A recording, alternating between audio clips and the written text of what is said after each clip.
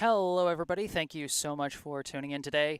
My name is Jesse Mayfield-Sheehan. I am coming to you live from Warren Field in Brookline, Massachusetts. Here to bring you some more summer baseball action courtesy of the Lou Tompkins All-Star League 18 and Under Division. Today's contest pits visiting Reading Red against hosting Brookline.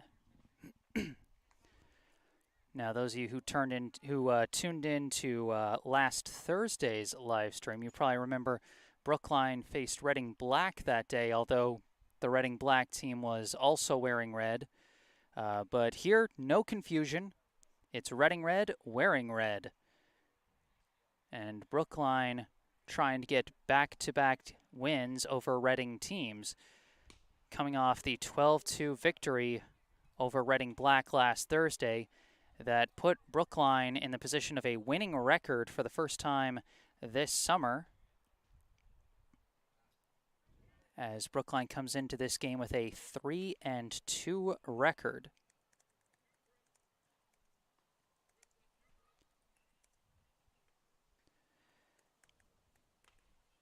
And you can see the Reading Red team warming up in the field. They're about ready to, they're almost done with their warm-ups, looks like, as we are scheduled to get this game underway in about 20 minutes. So with Reading Red warming up, let's take a look at the starting lineup for the visitors here today. Leading off for Reading Red today, the left fielder, Joey Sicariello. Batting second for Reading Red, the center fielder, Yanni Andrikopoulos. Batting third and taking the mound for Reading today, Jack Ramo. Batting cleanup and completing the battery with Ramo today, the catcher, Ben Costa. Batting fifth, the shortstop, Chris Shin. Batting sixth, the designated hitter, Thomas Gallegos. Batting seventh, the first baseman, Jack Murray. Batting eighth, the extra hitter, Will Moore. Batting ninth, the right fielder, Brandon Vitorisi. And batting 10th, the second baseman, Christian Fantasia. Just playing in the field for Reading Red today is the third baseman, Chris Hannafin. And you may have noticed I didn't mention jersey numbers with that starting lineup. The roster I was given didn't have jersey numbers on it, but I imagine we're going to be able to fill in those blanks pretty quickly as the game goes. So more information to come as this game plays itself out. So that is the starting lineup for Reading Red.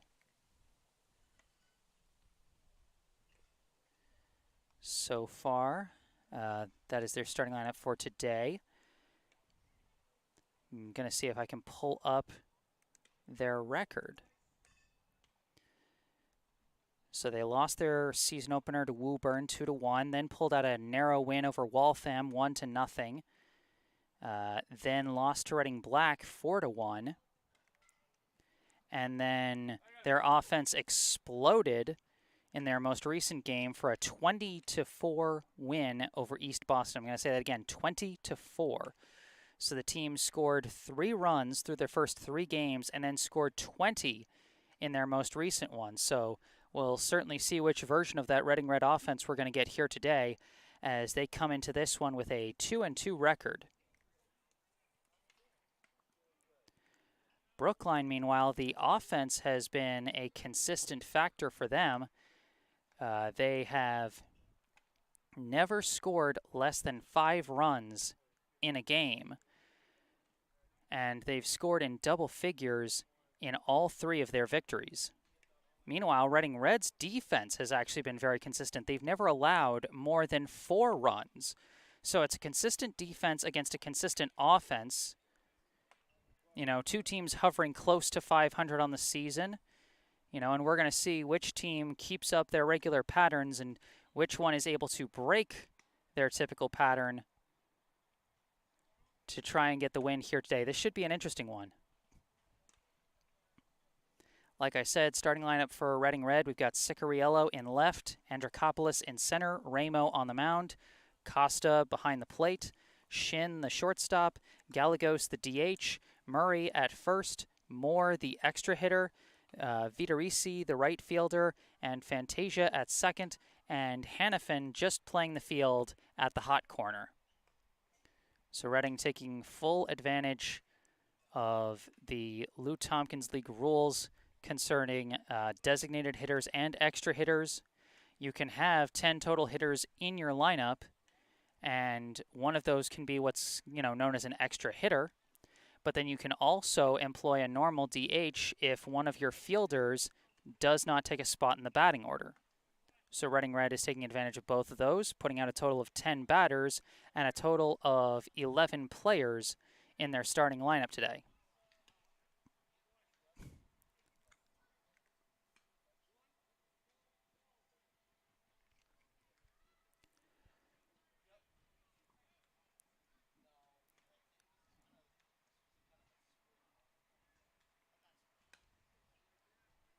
I imagine warm-ups are probably going to end soon for Reading Red, and then when Brookline comes out to warm up before the top of the first inning, I will give you the starting lineup for Brookline today. In the top of the first, Reading Red will send Joey Cicariello, Yanni Andrikopoulos, and Jack Ramo to the plate.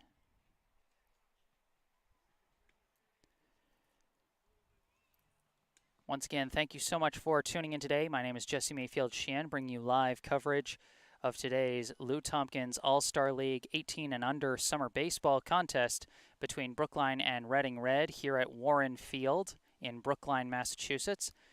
Remember, as always, if you end up enjoying this broadcast, be sure to hit that like button, subscribe to the channel to stay up to date on all the upcoming live streams.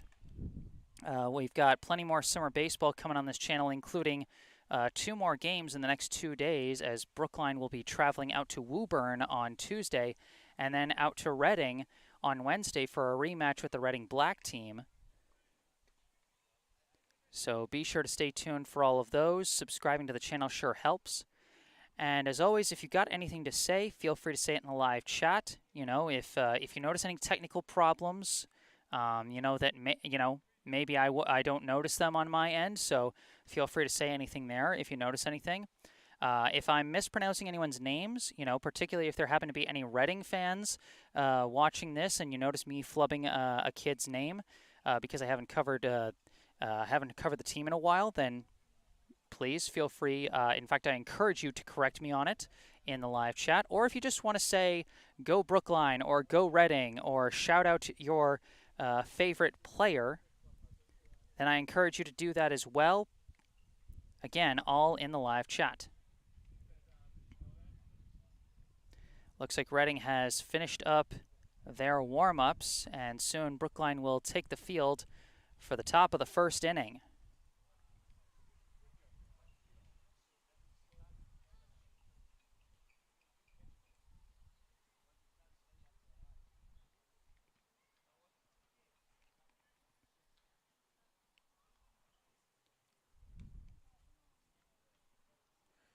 This game slated to start in about 10 minutes. We actually got this live stream off to an earlier start than we usually do. Usually I'm scrambling to get things started on time. But today, everything's been running smoothly so far, fingers crossed.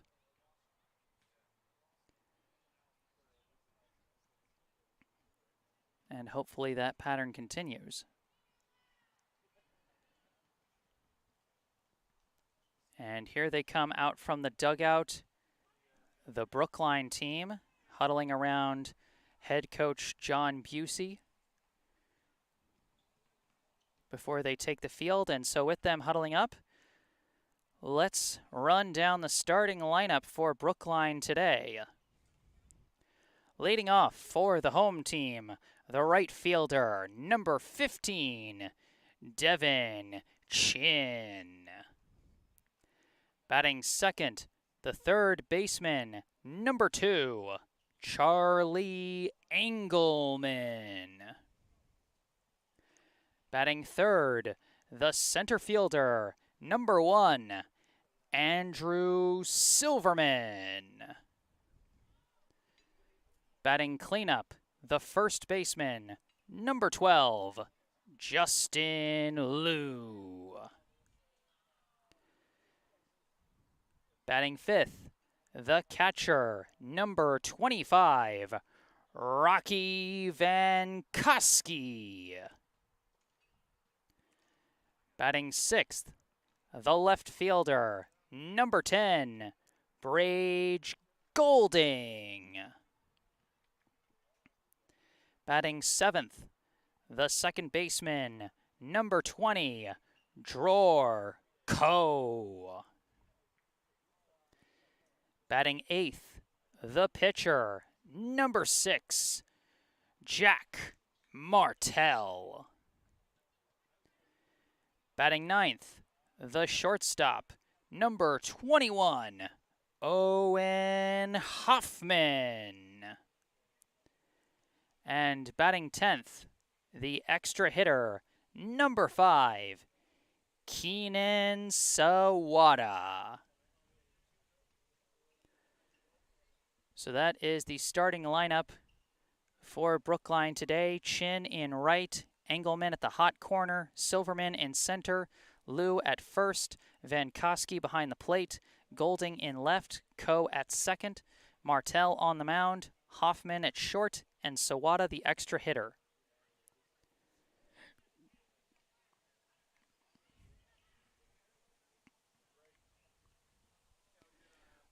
We're about 8 minutes out from our scheduled start time, and these games have been very good about starting on time, in large part out of necessity.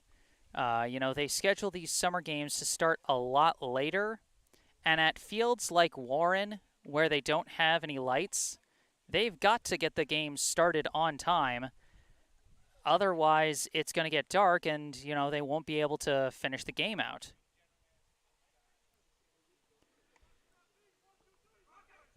So we see Brookline's fielders now taking the field and warming up. And warming up on the mound for Brookline today is number 6, Jack Martell. Martell has made 2 pitching appearances for Brookline so far in this young summer season. He's made 1 start and 1 relief appearance. He has a 1-1 record, having pitched 6 2/3 innings. He's given up 6 runs, 3 of them earned, on 7 hits and 7 walks, and 1 hit by pitch with 11 strikeouts. He is currently tied for the team lead in strikeouts, along with Andrew Silverman and Jake Levin.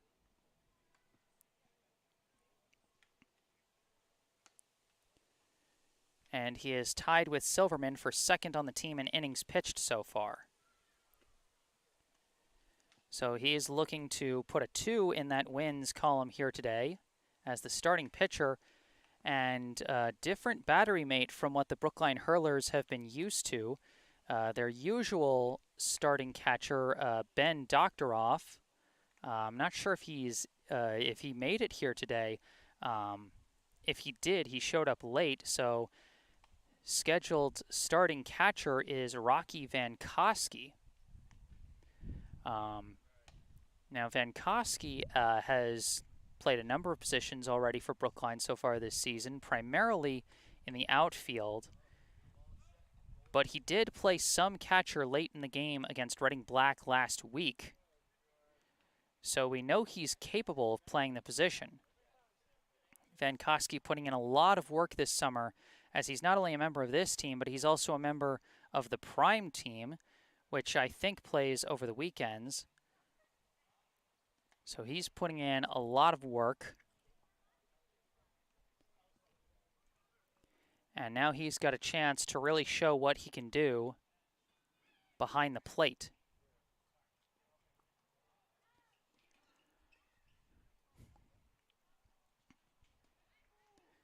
Once again, Jesse Mayfield-Sheehan coming to you live from Warren Field in Brookline, Massachusetts for today's Lou Tompkins All-Star League 18 and under summer baseball contest between Brookline and Reading Red. We are about to start the top of the first inning.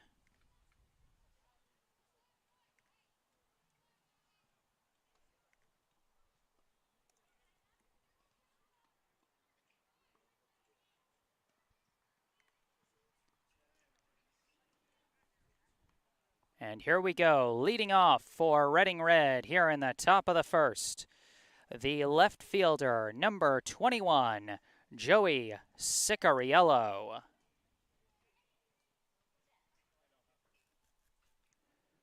First pitch of the game. Swing and a miss, strike one.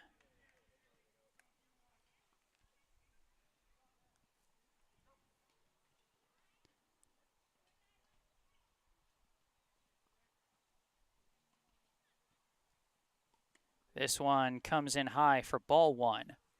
I think Martell got a swinging strike on a changeup on that first pitch and then tried to mix things up with the high heat, but it sailed just a little too high.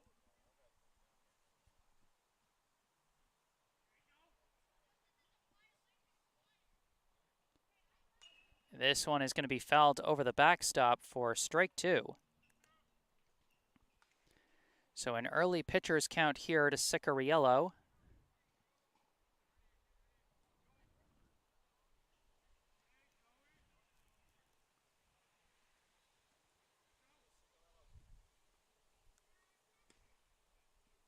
That one just outside ball two. Martell was either trying to get a chase or to catch the corner for strike three, but did not get it.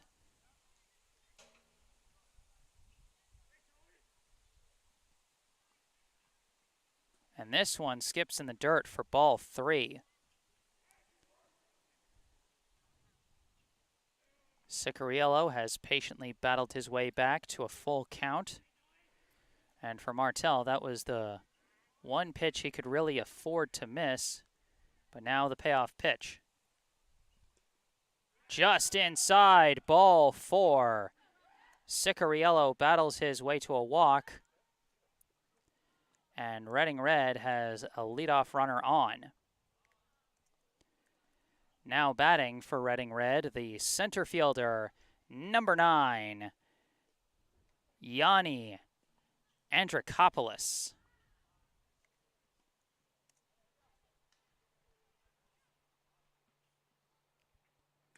First pitch comes in high for ball one. Important to keep an eye on Cicariello at first base. Small ball is king at this level, so a steal of second could be huge. And there he goes, takes off, pitches in for a strike. Throw down to second is high, and no, they got him! Oh, I thought the throw from Vankowski came in too high for Ko to make the tag, but he does make the tag.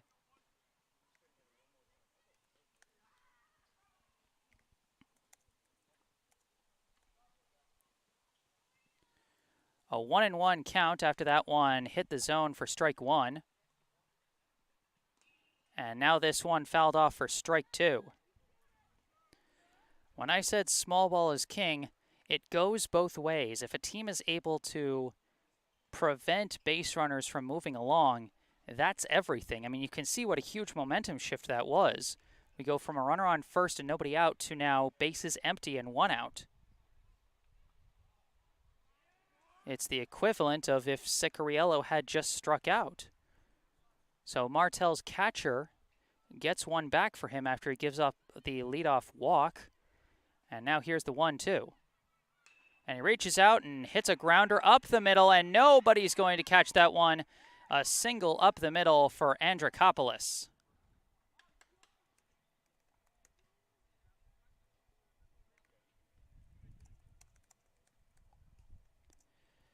Now it is pitcher against pitcher at the plate for Reading Red. The pitcher, number 6, Jack Ramo. It is pitcher against pitcher, number 6 against number 6, Jack against Jack. And the first pitch misses for ball 1.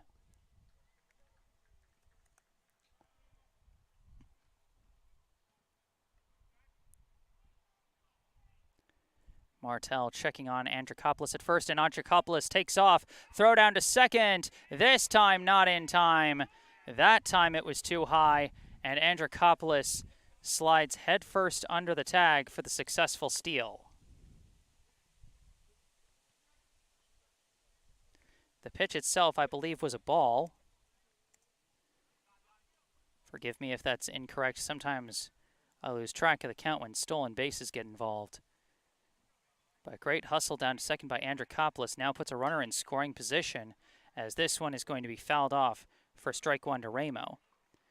And again, you can see just how big the momentum swing is, because like I said, now Reading Red has a runner in scoring position.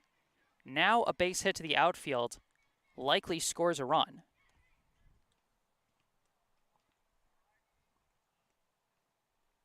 Two 1 pitch.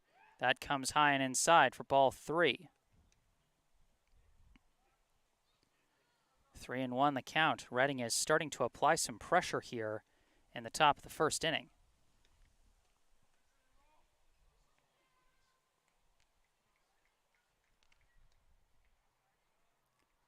And this one skips in the dirt, and oh, okay, I guess I did miss what that was. I think the pitch that Andrikopoulos stole on was in fact a strike. So, like I said, that's my mistake.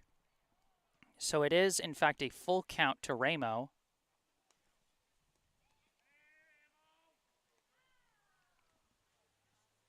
Payoff pitch comes in high, ball 4.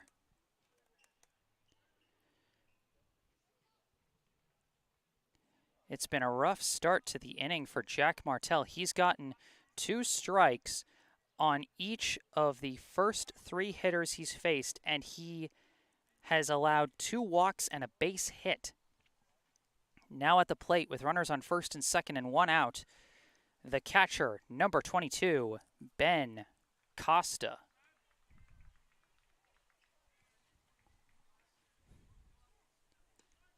First pitch in there for strike 1.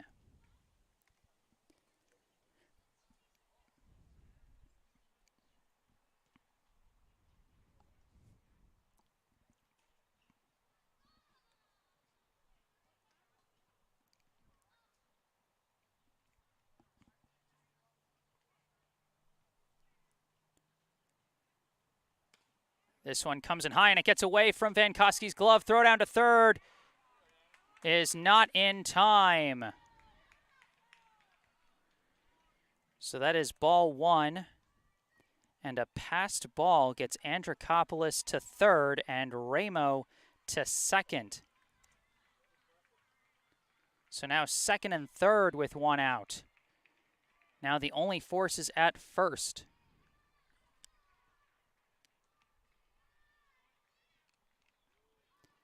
And the pressure continues to mount from the Reading offense.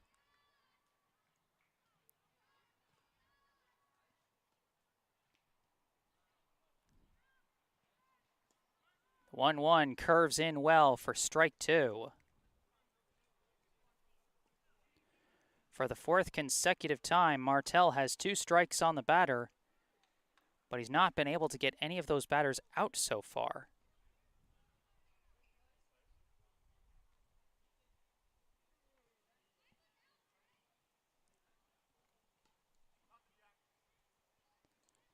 The 1-2 skips in the dirt, and it gets away from Vankowski. Going to be a play at the plate, and they're not going to get there in time.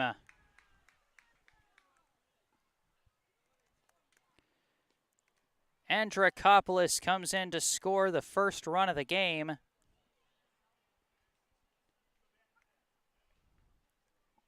On either a wild pitch or a passed ball, depending on how you score it. Ramo goes down to third, and now it's a 2-2 count. 1 out, runner at third with a 1-0 lead for Reading Red.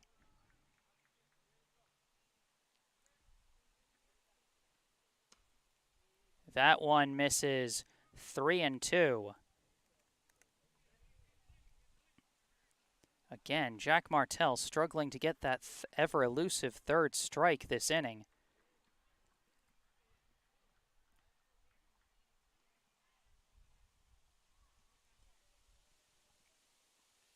And here's good contact here, and it's just foul.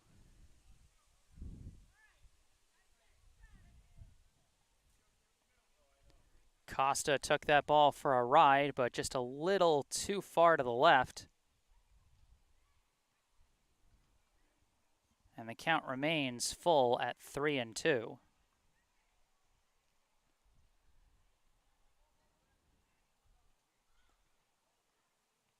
And this one, he hits a grounder well fielded by Engelman, thrown to first for out number 2, and good job holding the runner.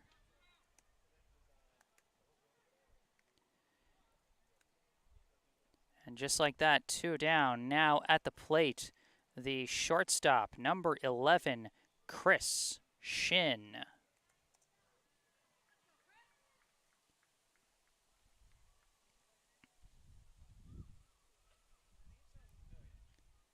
Swing and a miss, strike 1.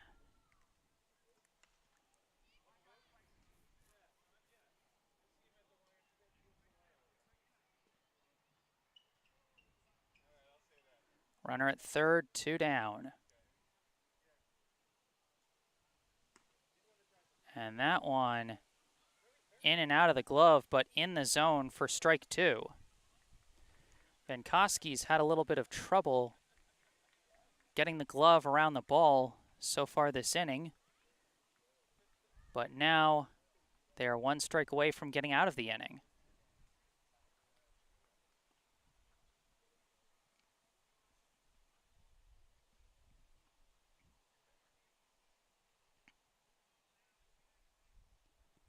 Swing and a miss. Got him in the dirt for strike 2. Oh, one of them was a ball. Thought I saw the ump raise his right hand on one of those, which I guess he didn't. So that's my mistake. So, in fact, the count is 1-2.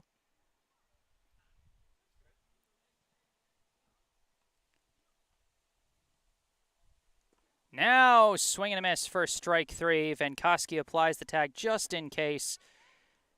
And Brookline escapes out of the top of the first inning, having given up 1 run.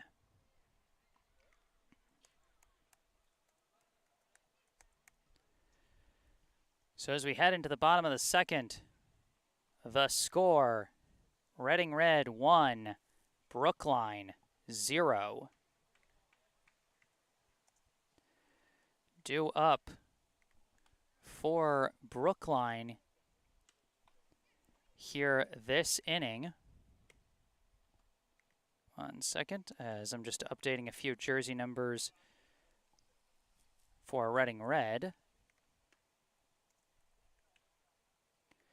But due up for Brookline this inning is going to be Devin Chin, Charlie Engelman, and Andrew Silverman.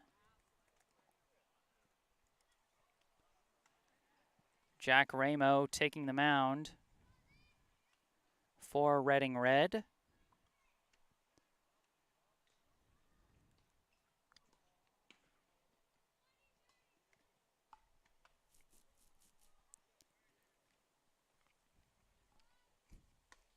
An exciting first frame, to be sure. You know, a lot of tense 2-strike pitches, a lot of long, hard-fought at-bats. You know, maybe not too many big hits into the field, but certainly played into that tense feeling that baseball can deliver on such a consistent basis, unlike any other sport, I would say.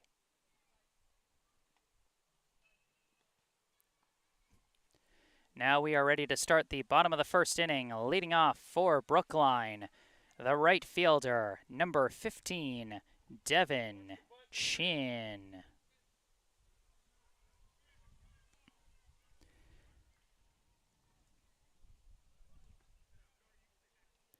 Chin usually takes a spot at the bottom of the order to work as sort of a secondary leadoff, but now the primary leadoff, as the first pitch from Ramo misses for ball 1. Chin so far this season, an impressive 5 for 8 with a team-leading 7 walks, a team-leading 5 steals as he takes ball 2. And a team-leading 8 runs scored to go along with 3 RBI.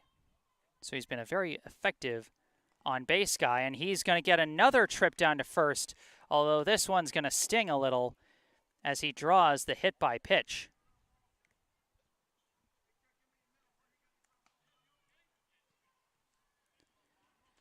Coach is checking on him here as he got a shot in the arm there. And he's just kind of rotating his arm, trying to see if he's okay. Out comes head coach John Busey to check.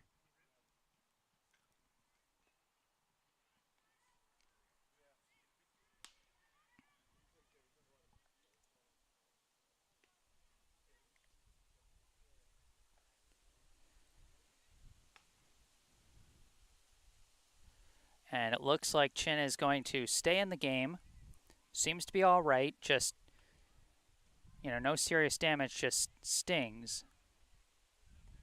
Now up to the plate for Brookline, the third baseman, number 2, Charlie Engelman. First pitch in there for strike 1. They thought about checking on Chin, but decided against it.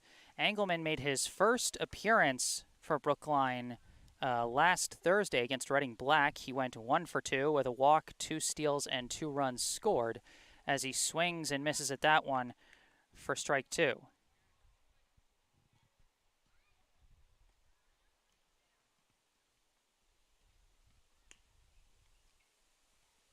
Now Chin taking off, and Engelman slices it. This is going to stay in play. Chin's got to get back. And it's dropped by the third baseman. And I think they're going to say that was in fair territory. And so Chin is out at second. What a weird play. So an E5 turns into a 5-4 fielder's choice.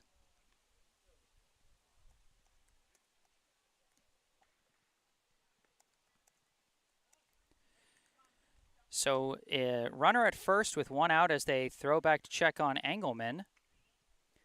And now at the plate for Brookline, the center fielder, number 1, Andrew Silverman. First pitch, he takes a big swing and gets none of it. Silverman so far this season 5 for 11 with 5 walks, 2 steals, 4 runs, and 6 RBI. Another big cut, and again, he misses everything, strike 2.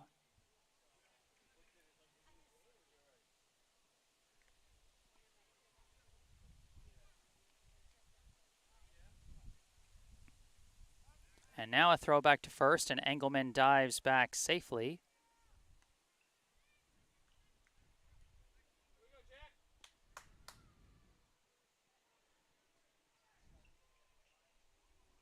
This pitch in the dirt, well blocked by Costa to just keep it at ball 1.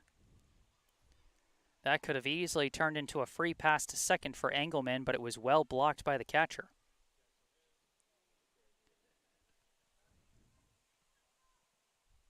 Now Engelman takes off. It's a hit and run over the third baseman's head, and Engelman is going to attack third base. The throw down to third.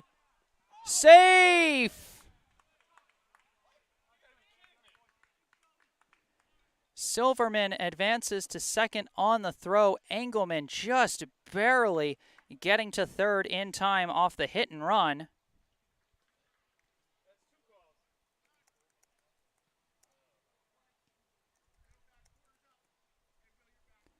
So now with runners on second and third, up comes the first baseman, number 12, Justin Liu.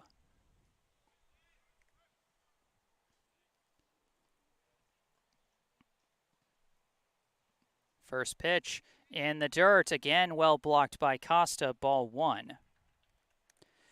Liu, another player who made his debut last Thursday, and what a debut it was. 2 for 2 with 2 doubles, a hit by pitch, a run, and an RBI. And this one he fouls over the backstop for strike one.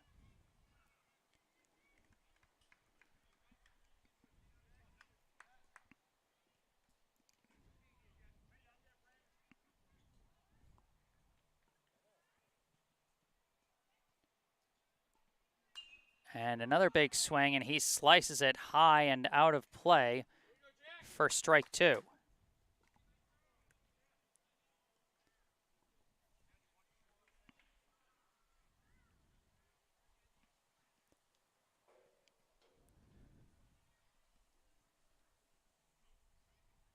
Ramos shakes off one pitch, gets one he likes. The 1-2.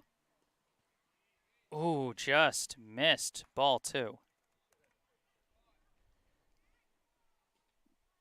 2-2 the count. One down. Runners at second and third. And this one skips in the dirt. Another great block by Costa. I mean, Ben Costa has saved easily at least one run. Probably he's saved 2 runs with all of the great blocks he's produced behind the plate so far this inning. Payoff pitch. Swing and a miss.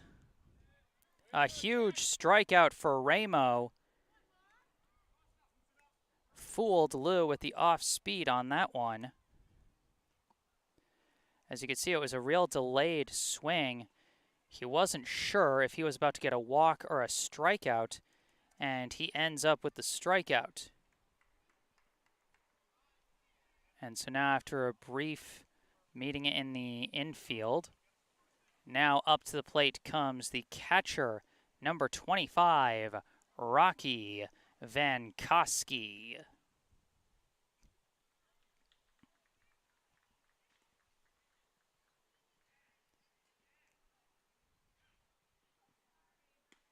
First pitch in there, strike one.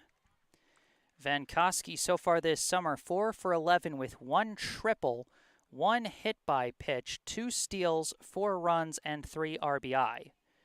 And he's hoping to get at least 1 more RBI here. As this one comes in high, gets away from the catcher, runners taking off, play at the plate, slides in safe.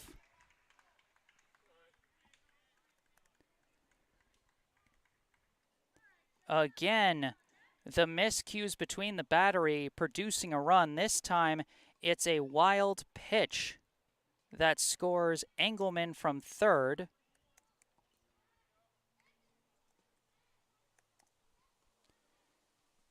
And just like that, we are all tied at 1 apiece. And it's a 1-1 count to Vankowski. And there's a big swing, but it's chopped foul out of play. 1-2 the count.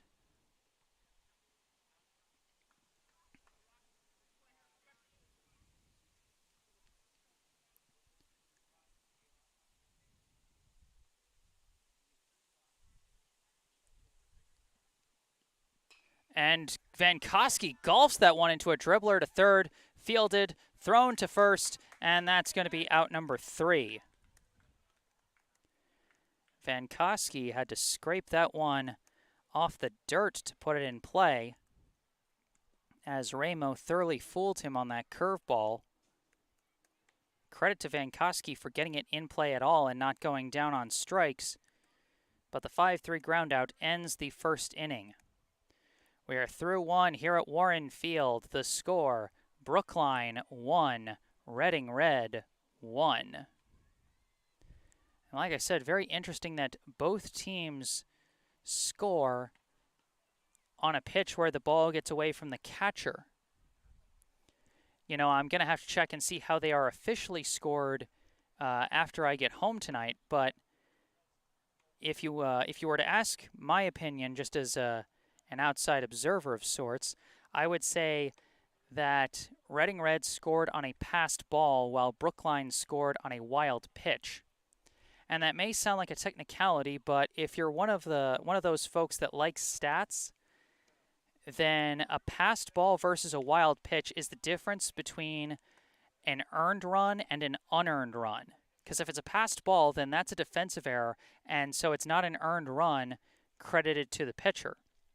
But if it's a wild pitch, then it's a mistake made by the pitcher, in which case it is an earned run. So it'll be interesting to see. Again, after I get home tonight, I'm going to check on the official stat keeping on Game Changer to see how they scored that one. Due up for Reading Red here in the top of the second will be Thomas Gallegos, Jack Murray, and Will Moore.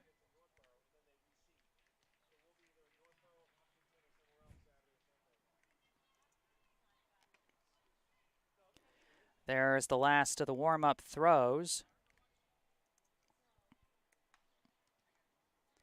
Leading off for Reading Red here in the top of the second inning, the designated hitter, number 10, Thomas Gallegos.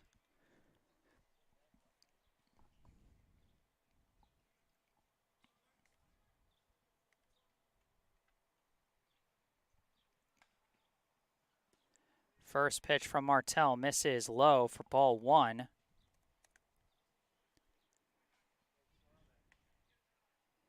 And, you know, got to give credit to both pitchers. You know, they both faced a lot of pressure in that first inning. As this one is chopped and out to right. Oh, it couldn't be caught by Chin. In and out of his glove. And the guy's going to run down to second and slide in safely.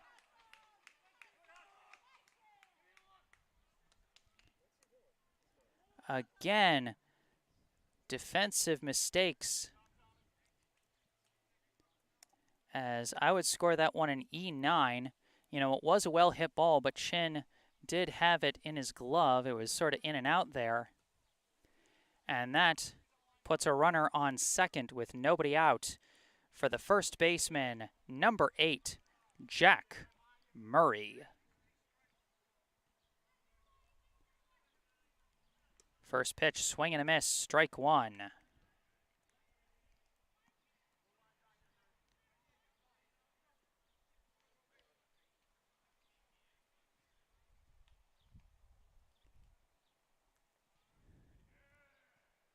And a timeout called by Murray.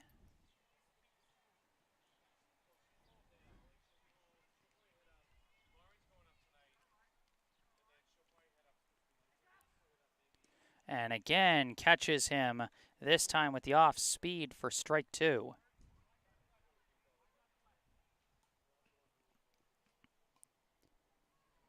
Oh, and 2, the count to Murray.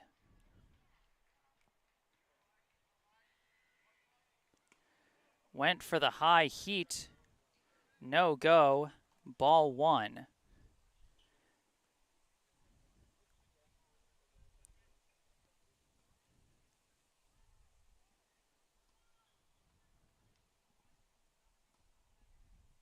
Martell checks on the runner at second.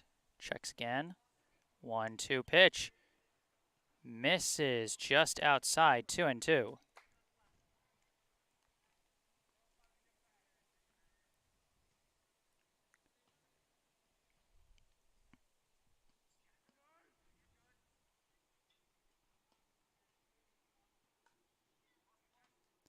Swing and a miss. Strike 3.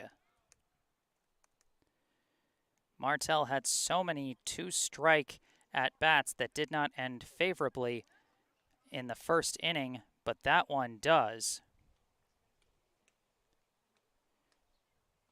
Now at the plate, the extra hitter, Will Moore.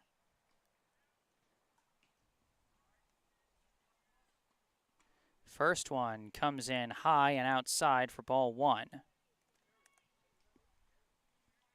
And you notice with all these high pitches, Vankowski always makes a show as if he's going to go for the pickoff move at second. As that one catches the outside corner for strike 1.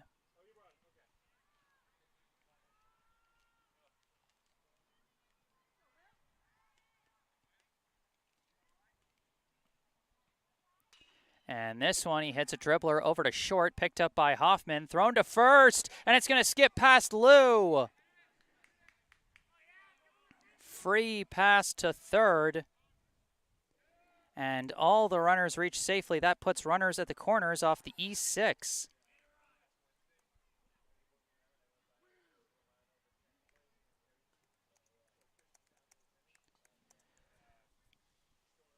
So now at the plate, the right fielder, number 2, Brandon Vitorisi. And we've got a meeting at the mound with the whole infield at this point. And I mean, this has got to be tough for Martell. I mean, literally, he hasn't given up any hits by my own personal count so far. It's been a strikeout and then 2 very costly errors.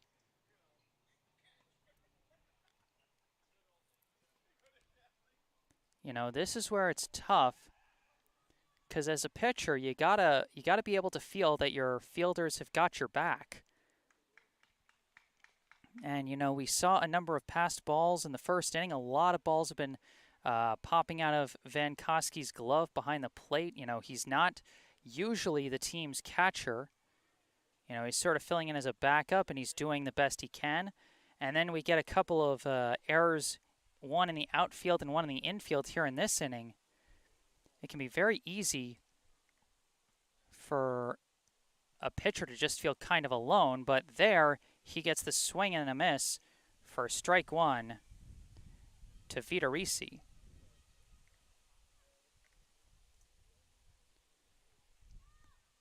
Throw back to first, and Moore is going to dive back safely.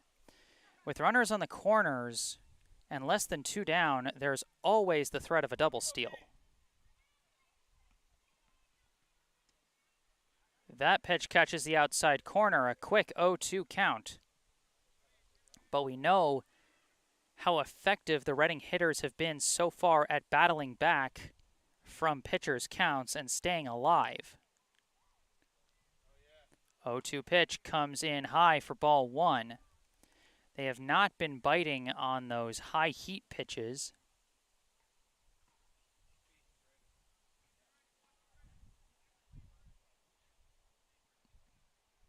And now it's a 1-2 count.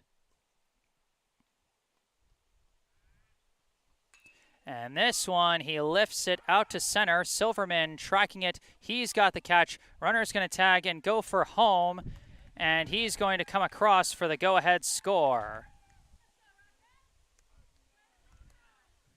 The sac fly by Brandon Vitorisi brings home Thomas Gallegos. And now 2 down, with a runner at first, and Reading Red now holding the lead. At the plate is the second baseman, or it should be the second baseman, Christian Fantasia. As I believe that pitch missed outside for ball 1.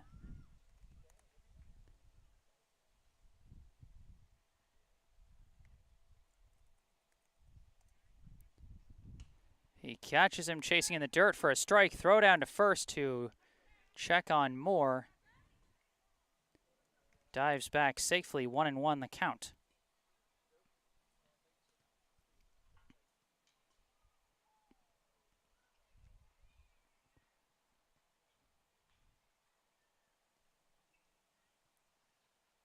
And catches him chasing it high this time for strike 2.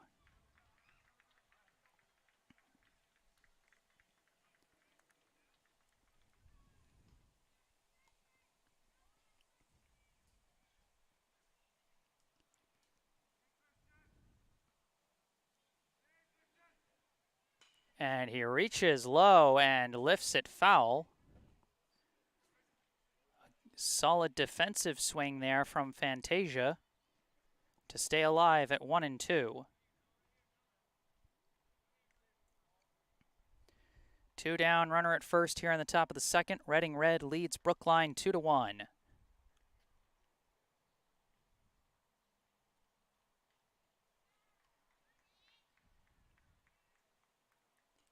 And again, the defensive swing from Fantasia keeps him alive at 1-2.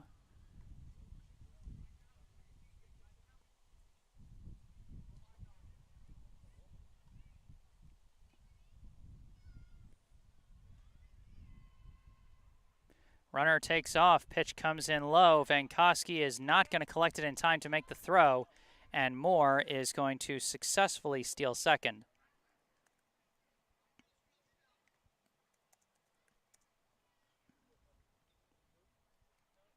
Two and two, the count. 2 down. Runner at second. Pitch, swing and a miss. Strike 3. Again, Brookline escapes with just 1 run allowed. But just like that, Reading Red has taken back the lead. And not only that, they have already amassed their second highest scoring output of this young season with their second run there. And what's got to be frustrating for Martell is none of these runs have been earned, at least not by my count.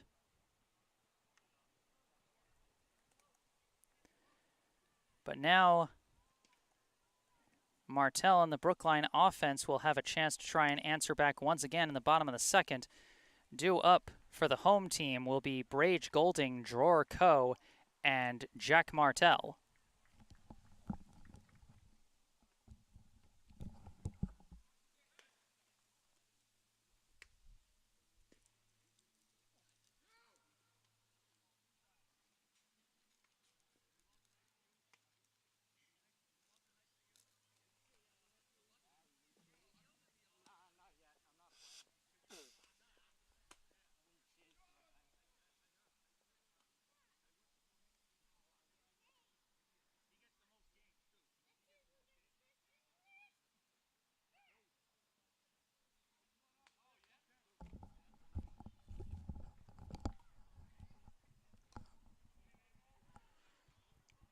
Leading off for Brookline here in the bottom of the second, the left fielder, number 10, Brage Golding.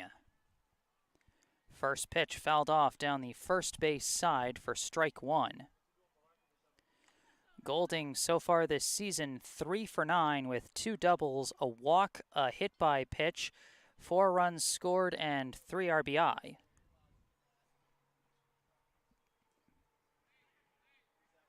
He manages to check the swing there, and that's ball 1.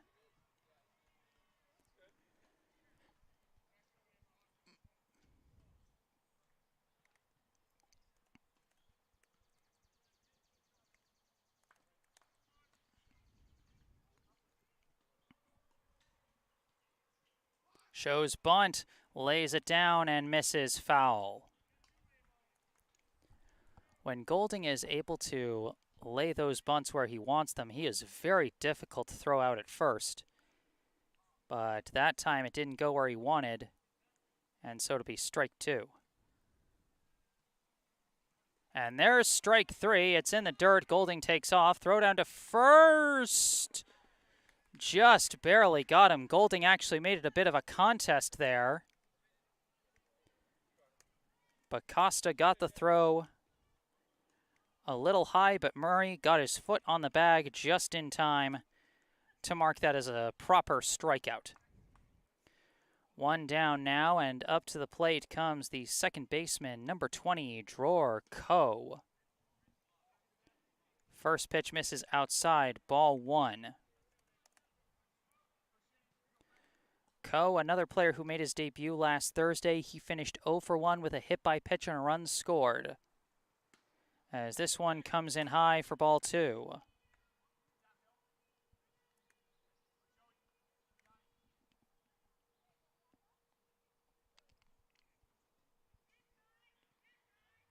And another high one for ball 3.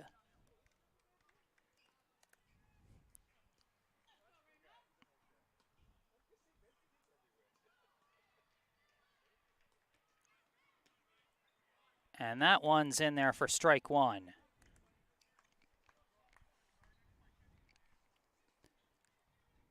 Ramo avoids the 4-pitch walk. Now the 3-1. And it's just a 5-pitch walk.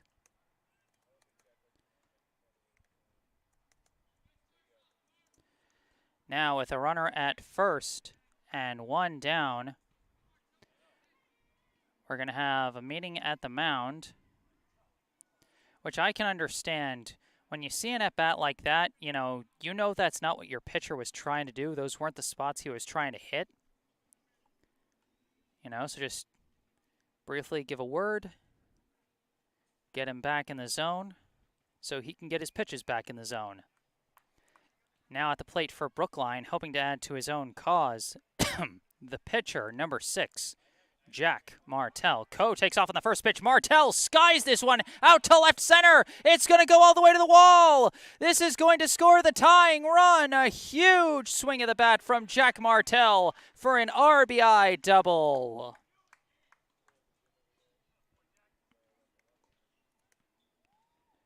Perfectly timed on the hit and run there. Jack Martell with a blast to tie the game up and set up his team to potentially take the lead. A runner in scoring position with one out, but they are batting with the bottom of their lineup. Now up the shortstop, number 21, Owen Hoffman.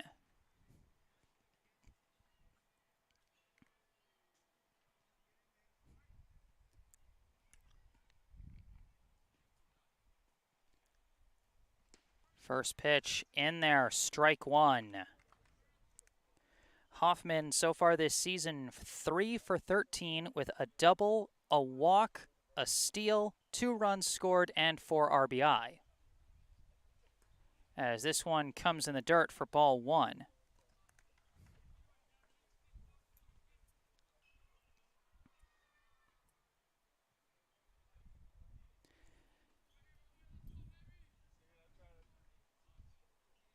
The 1-1 pitch, and this one's in the dirt. It gets away from Costa. Martell is going to take off for third on the wild pitch.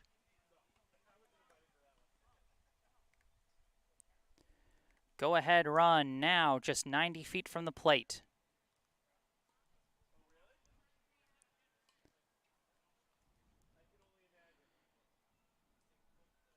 Two-one pitch. Big swing from Hoffman. That's going up the middle. Brookline takes the lead.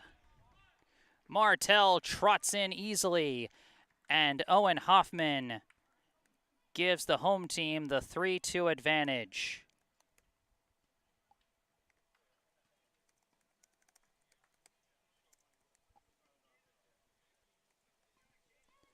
Now at the plate, the extra hitter, number 5, Keenan Sawada.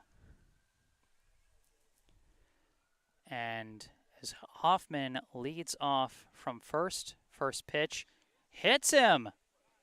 That one scraped off of Sawada's leg, and the hit by pitch now puts 2 runners on for the top of the Brookline order. Now at the plate for Brookline, the right fielder, number 15, Devin Chin. Chin, his last time up, he was hit by the pitch, shows bunt, pulls back, and that one's in there for a strike. So Chin reached on the hit by pitch last time, but was thrown out after a fielding error turned into a fielder's choice. That one is going to miss low for ball 1.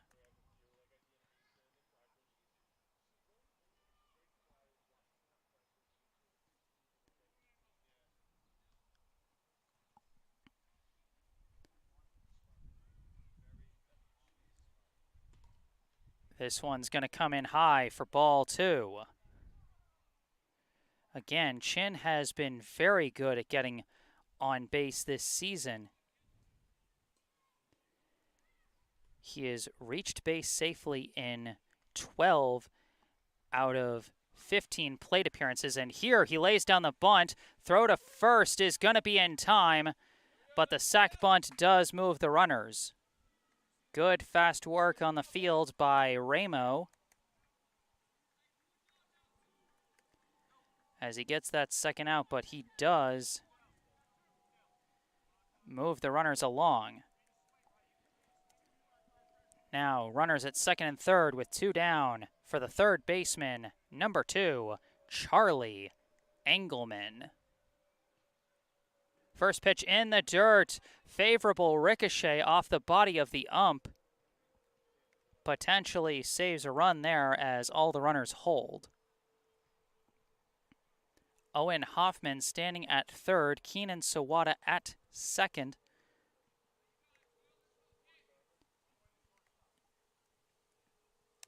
Engelman at the plate. First, this second pitch comes in high for ball 2. Engelman, of course, his last time up, reached on an error that effectively turned into a fielder's choice. Later came in to score on a wild pitch. That one is going to miss, and that's 3-0. One more ball, and that will load the bases.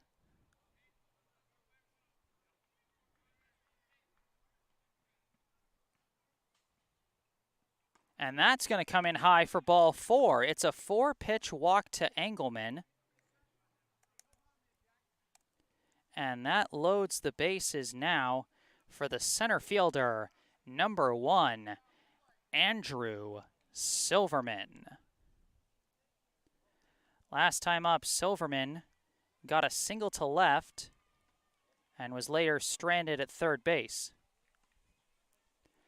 And it looks like we're going to have a pinch runner for Engelman. This is number 3, Donnell O'Neill.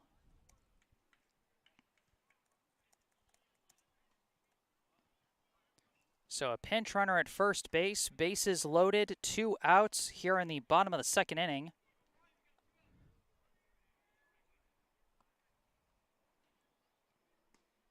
First pitch, and that's going to miss for ball 1.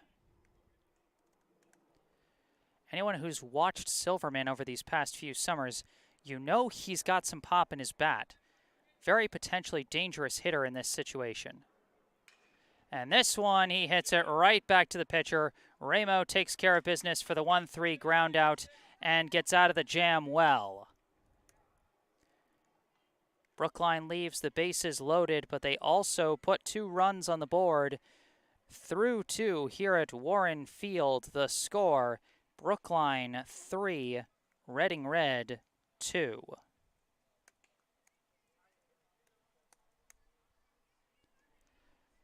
Due up for Reading Red is going to be the very top of the order.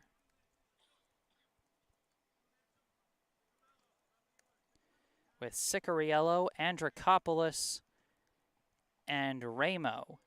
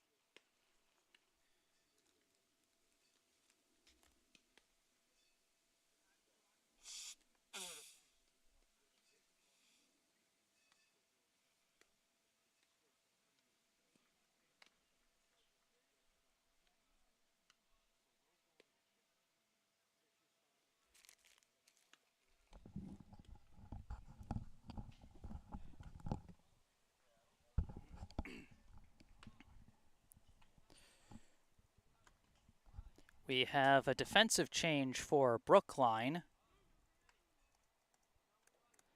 After pinch running for Charlie Engelman in the bottom of the second inning, number 3, Donnell O'Neill, now takes Engelman's spot in the field over at the hot corner.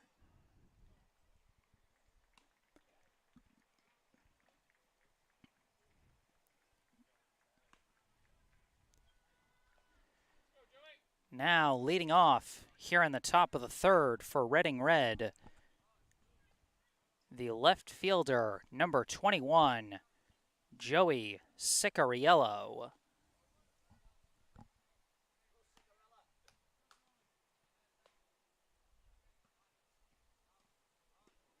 First pitch from Martell misses low for ball 1. Cicariello led off the top of the first inning with a walk, but was caught stealing second. Now he hits a high hopper that gets over Martell, fielded by Coe, but juggled by Coe, and Cicariello is going to reach on the E4.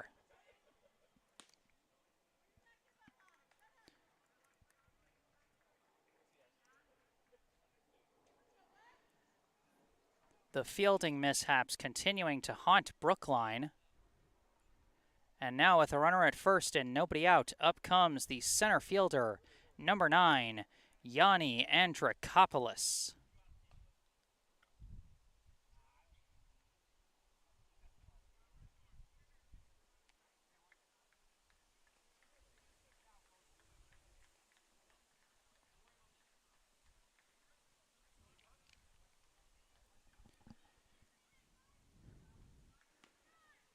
Martell steps off the rubber. We've got a bit of a pause. Oh, we've got a pinch runner coming in for Cicariello. This is number 3. Like I said, I didn't get jersey numbers on the roster that I was given, so unfortunately I don't know who number 3 is, but he's got a big lead off from first as this pitch gets away from Vankowski, and number 3 is going to get a free pass to second on what I would score as a wild pitch.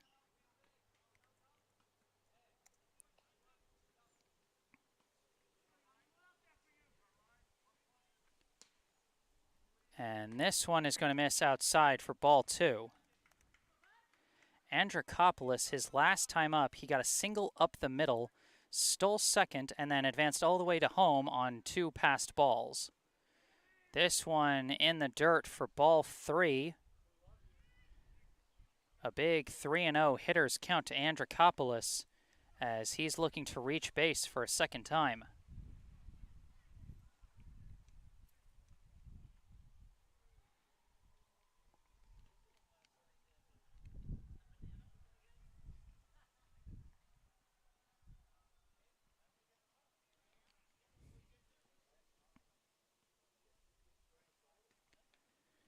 Now Martell checks the runner.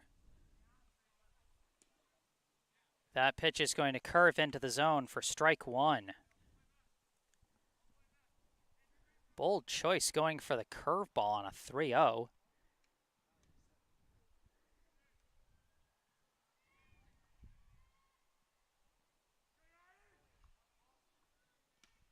"3-1 is also in there for strike 2, so Martell very quickly battles his way back to a full count.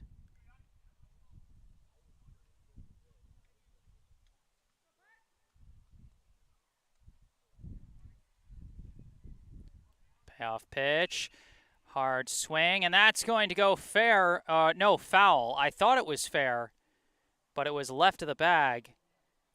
And so the count's going to remain 3-2 to Andrikopoulos.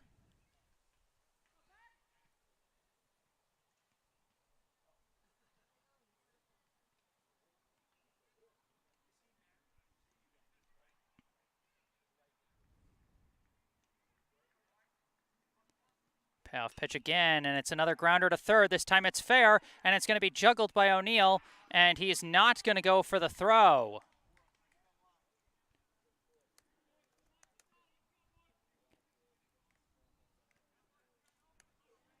And again, I feel like that's another fielding error that you have to score, and so that's back-to-back reaches on errors for Reading Red. Now coming up to the plate with runners at first and second and nobody out, the pitcher, number 6, Jack Ramo. A brief pause in the action as a loose baseball got over the fence. So they had to wait for the kid to take it back. Ramo, his last time up, he drew a walk, advanced all the way to third on passed balls, and was then left stranded there. I think he signaled that one a ball. I think he was saying that was inside. A little hard to tell because he signaled with his right hand, but I think that was ball one. That one's going to be high, as they very briefly went back to second to check on number 3, but easily back safely.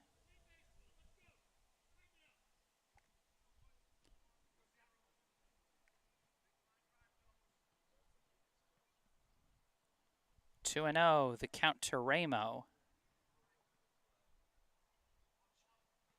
And this one, he hits a high hopper to third, and it's going to skip past O'Neill, and everyone's going to reach safely. So that is the third straight ground ball that Reading has reached safely on.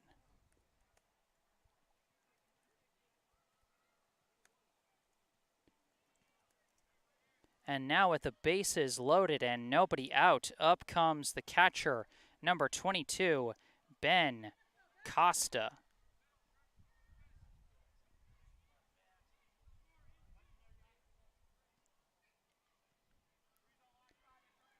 Corner infielders pulled in, while the middle infielders play deep.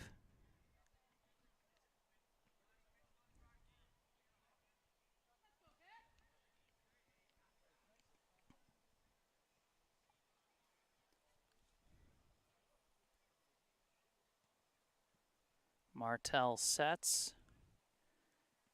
Pitch gets away from Vankowski, and the runners decide to hold.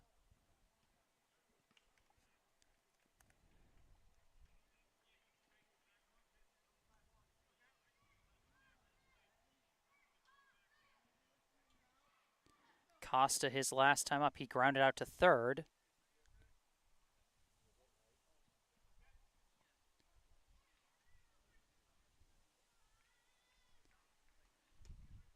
Now this pitch is in for strike one.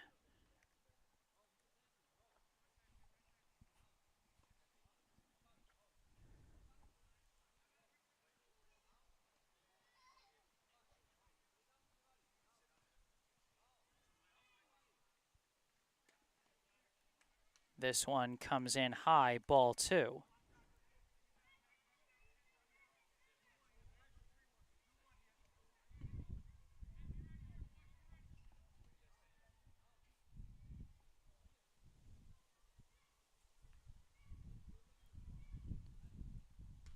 And this one's going to be fouled off for strike two. Tying run at third, go ahead run at second. Nobody out here in the top of the third.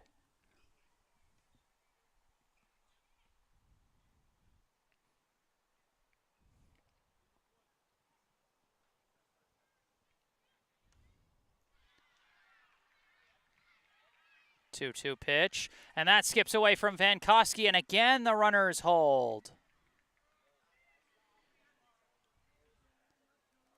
A favorable bounce off the backstop, and I can also understand hesitating just given the situation. I mean, one more ball, and the runner is coming in for free. Why risk the potential out when you've got the bases loaded with nobody out? The odds are just that great that you're going to score. Payoff pitch, and he swings, hits a grounder, foul.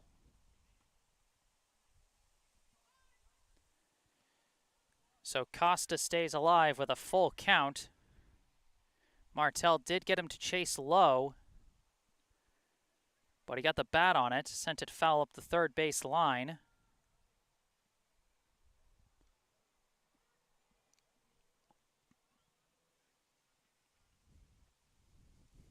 So we'll get another tense payoff pitch here.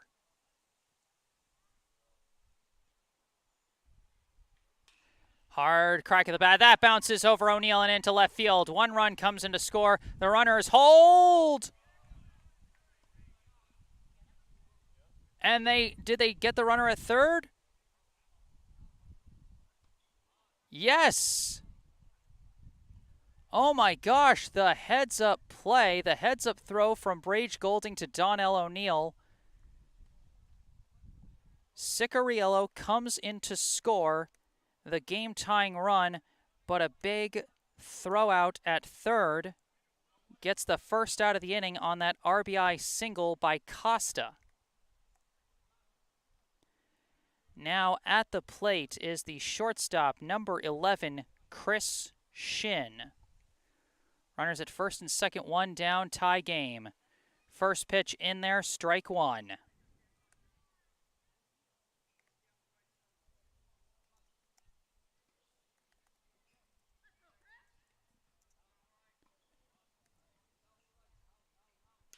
And there's a crack at the bat. It's a grounder. On to second for one. On to first. Not in time. Shin hustles to make it a simple fielder's choice. Almost an inning-ending double play there. Instead, a simple 6-4 fielder's choice. Costa out at second. Ramo moves to third. And now two down with a go-ahead run just 90 feet from the plate. And up comes the designated hitter, number 10, Thomas Gallegos.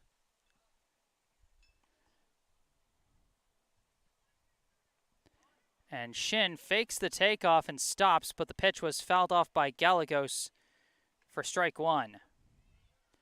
Gallegos, his last time up, he reached second on an E9 and later came in to score on a sac fly. That was last inning. And a throwback to first to keep Shin honest.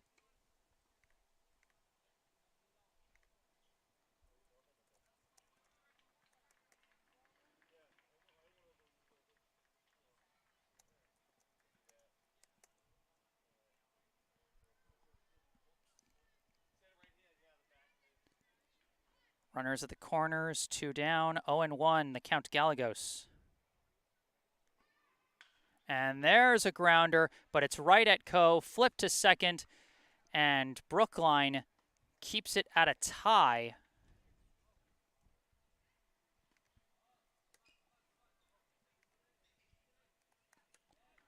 Redemption for the Brookline fielders. Gave up 3 straight errors to load the bases with nobody out. But then on the run-scoring single, a heads-up play for the 7-5 tag out at third. And then a couple of fielders' choices by the middle infield brought the inning to an end with no score. No further score. Reading Red does tie it up on the RBI single by Ben Costa.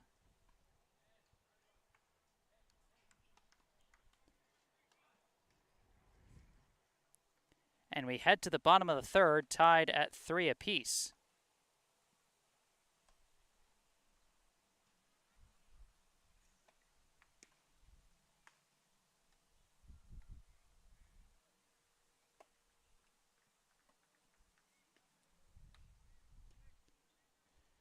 Due up in the bottom of the third for Brookline are going to be the 4, 5, 6 hitters, Liu, Van Koski, and Golding.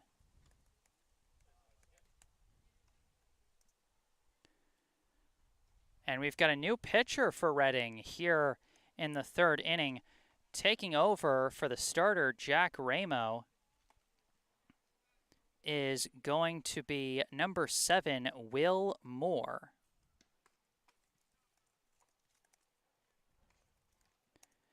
Meanwhile, Ramo moves to first base, and Fantasia, who was actually the extra hitter to start, he moves to second.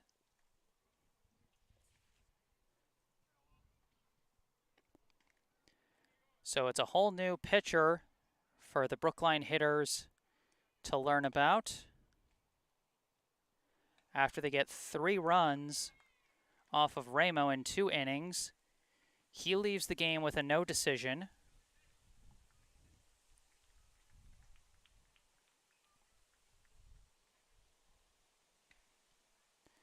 And now up to the plate for Brookline, the first baseman, number 12, Justin Liu. Shows bunt but pulls back. And I believe that is strike one.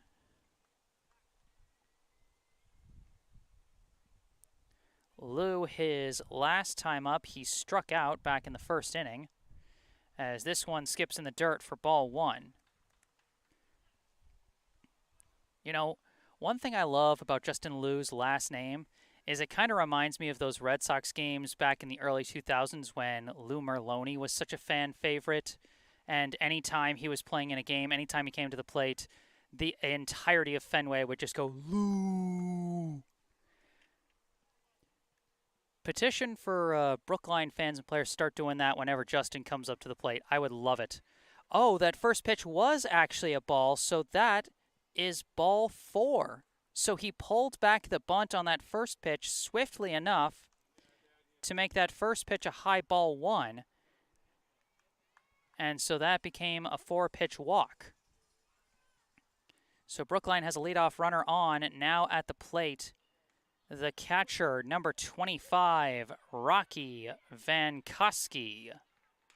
First pitch, and he slices this one foul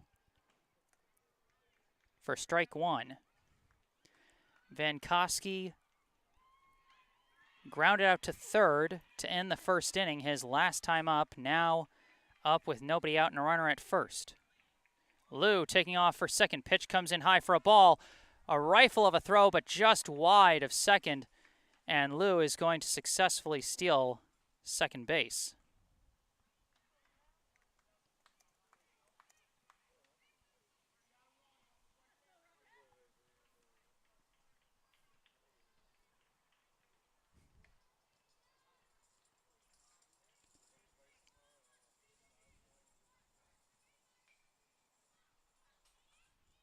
And this pitch is going to come in the dirt for ball two.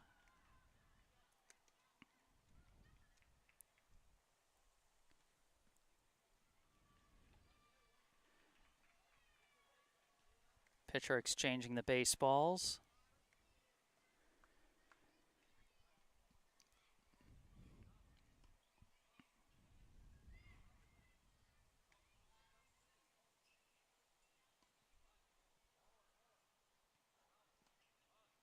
And a big swing from Vankowski there, but he gets over it for a foul ball, strike two.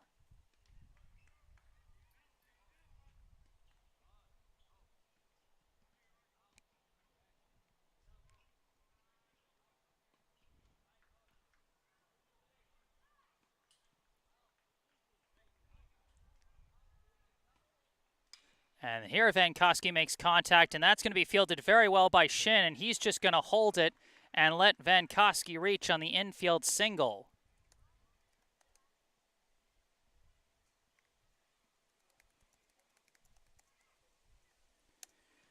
Now runners at first and second with nobody out. And up comes the left fielder, number 10, Brage Golding. I'll tell you, I wouldn't be the least bit surprised if we saw a bunt here. And there it is. He drops it down very well along the third base line. Nobody's going to get there. The bunt master strikes again.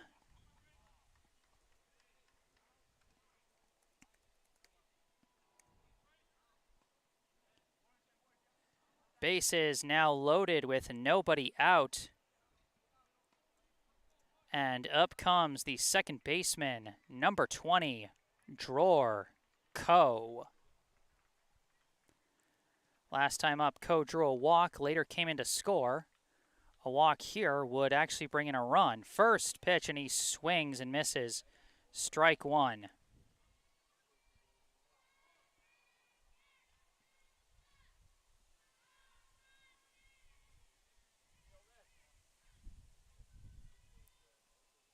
Another big swing and miss for Dror Ko, and that's going to be an 0-2 count.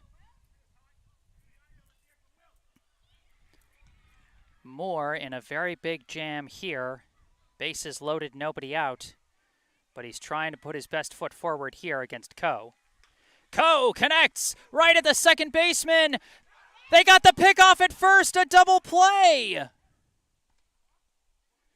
Huge play by Christian Fantasia at second. And a big momentum shift.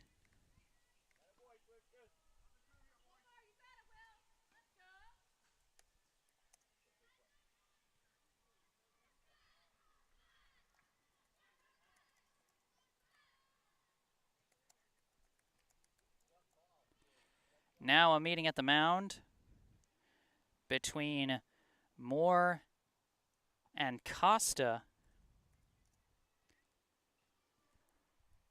Boy, I'll tell you, when Coe made contact with that, it looked at first like it was going to be a clean hit, but wasn't in the right spot and didn't have enough juice on it.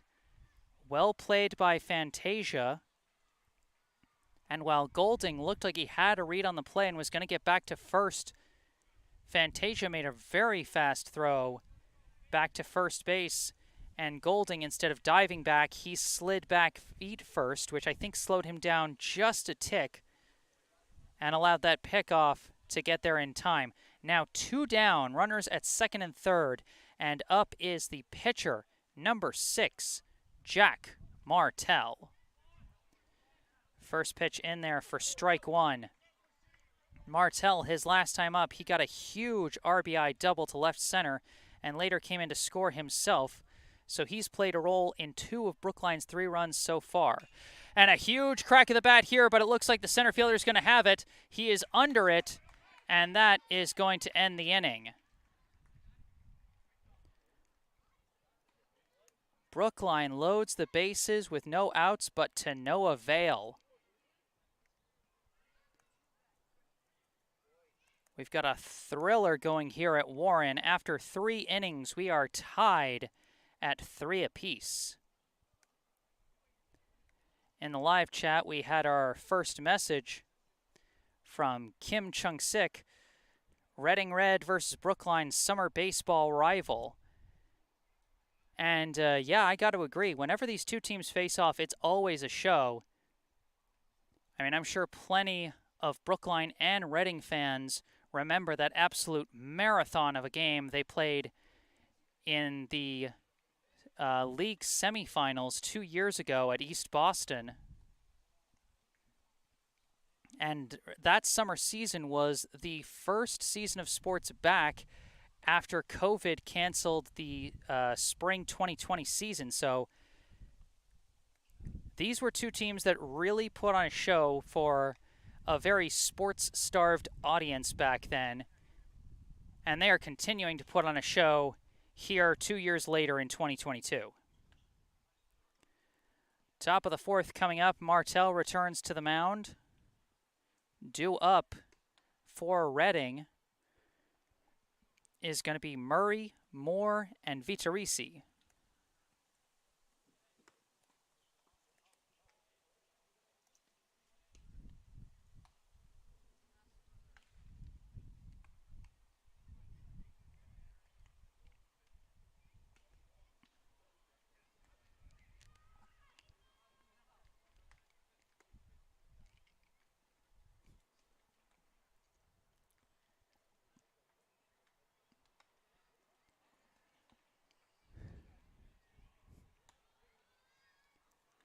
And more defensive changes from Brookline. They have moved Donnell O'Neill from 3rd to 2nd. And I think they moved Coe over to 3rd. And indeed they have. So Coe and O'Neill swap positions in the infield.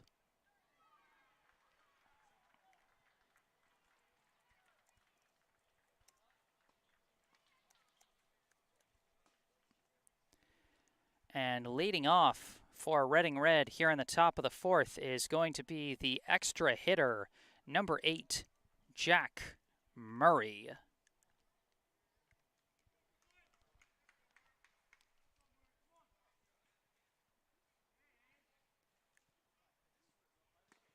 This one comes in high, ball 1.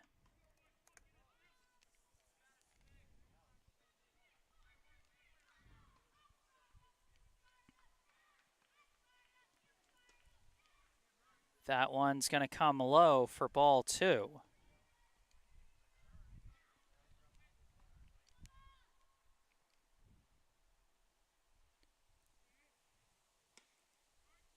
That one catches the inside corner for strike 1.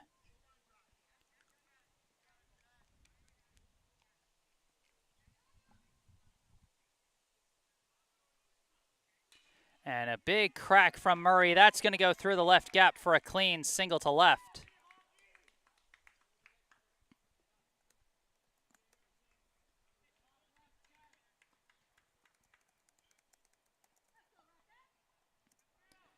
Now at the plate, the relief pitcher, number 7, Will Moore.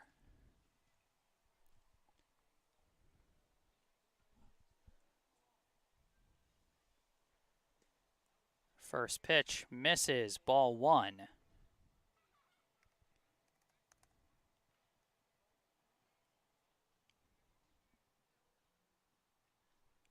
Runner takes off, pitch comes in low. Vankowski lost track of it, and Murray is going to easily take second as the count moves to 2-0.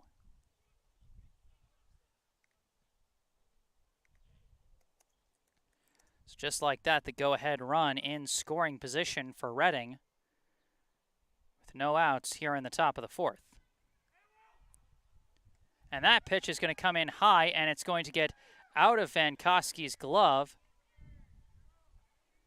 as Murray goes down to third on the wild pitch.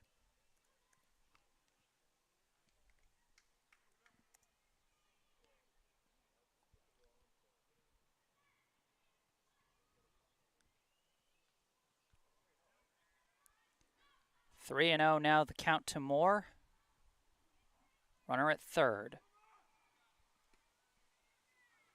And that one is in there for strike 1.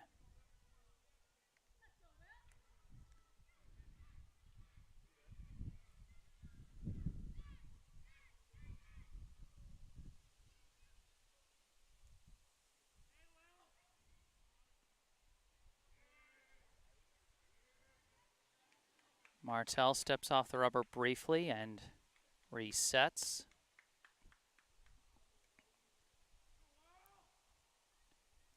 And this one's going to come in the dirt for ball 4.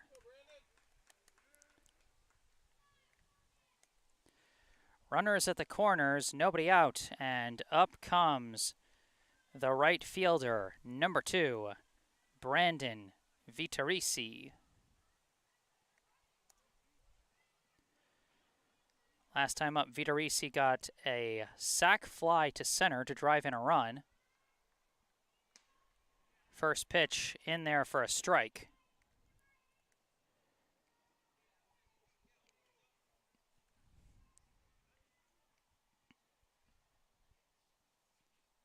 And this one comes in the dirt, and Moore is going to take second.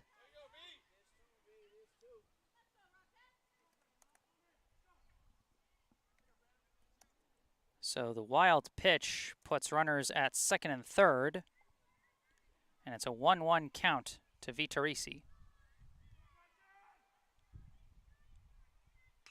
And this one cracks the bat right at right fielder Devin Chin for out number 1, and not quite deep enough for a proper tag up as the runners hold.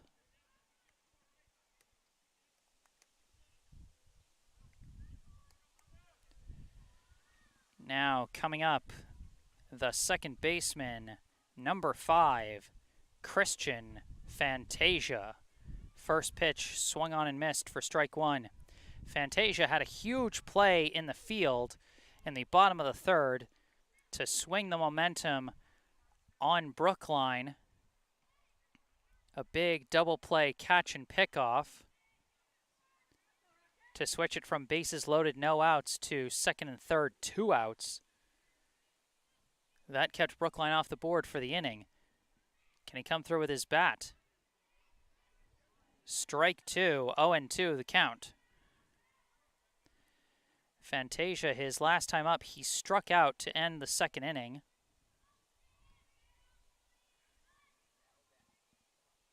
Now the 0-2 pitch. He hits a grounder, fielded it short. Hoffman throws to the plate. He's safe. I think I saw the ump signal safe there.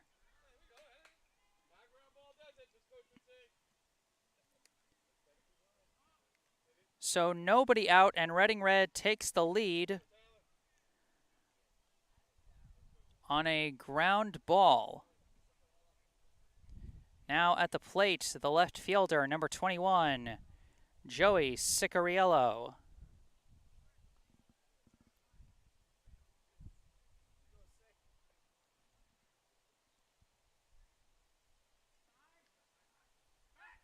Quick throw back to first. Fantasia dives back safely.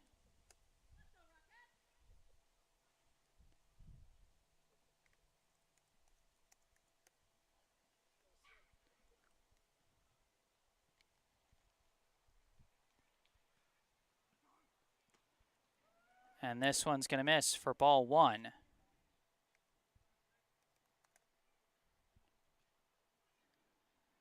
Oh, and actually this is not Cicariello. This is number 3, who pinch ran for him the last time up.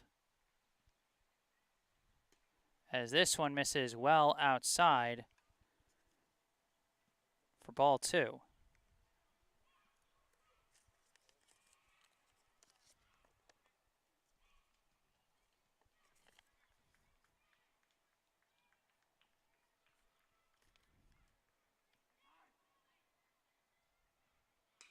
And he golfs this one out to right. Chin is tracking it. He got it. And a throw into the infield is not going to be in time. And a run comes in to score as Fantasia advances to second on the throw there.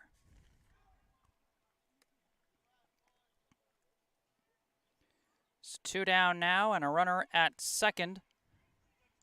And Reading Red now leads 5-3.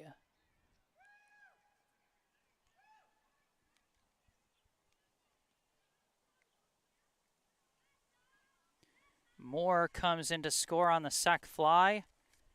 And now at the plate is the center fielder, number 9, Yanni Andrikopoulos. The grounder could not be gloved. He's going to reach. Again, disaster in the infield for Brookline as Andrikopoulos reaches on what I would score as an infield single. But again, I'll have to check later tonight to see what the official score of that is. Now at the plate, the first baseman, number 6, Jack Ramo. Fantasia at third, Andrikopoulos at first. Reading trying to continue and build their lead. That one comes in high for ball 1.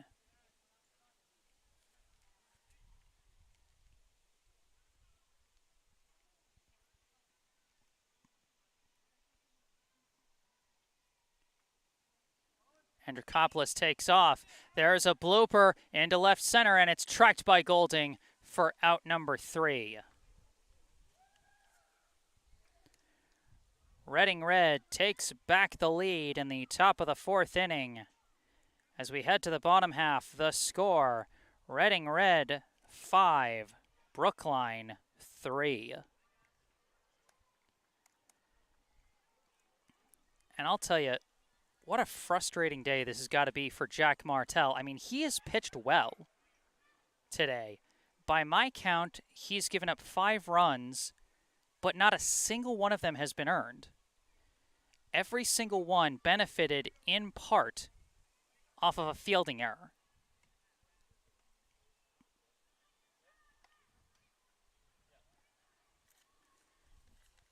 You know, and between the runs given up by Brookline on defensive miscues and the runs saved by some strong fielding from Reading Red, I mean, it really does paint the picture of the game.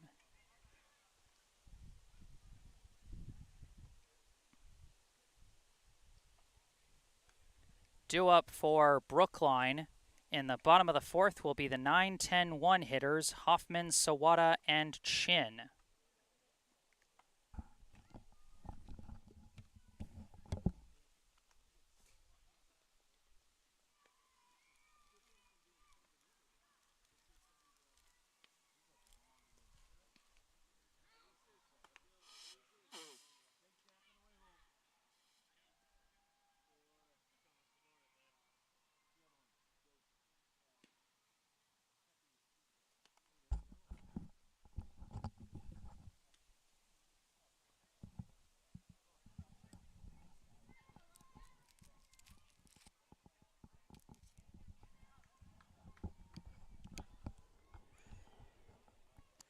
Will Moore back on the mound for his second inning of relief for Reading Red, leading off for Brookline, the shortstop, number 21, Owen Hoffman. First pitch comes in low for ball one. Interesting note about Hoffman is that by getting the start today, he is now the only Brookline player who has started in every game so far this summer season. All 6 games he's been in the starting lineup. 1-1 is currently the count to Hoffman.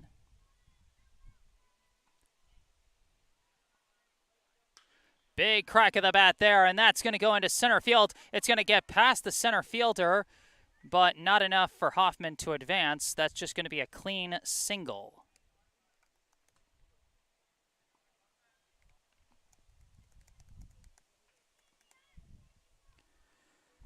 So Owen Hoffman, with his second single of the day, he is batting 2 for 2 so far. And now at the plate, the extra hitter, number 5, Keenan Sawada. Shows bunt, pulls back. Pitch comes in low for ball one. They thought about going for the pickoff at first, but decided against it. 1-0, the count to Sawada.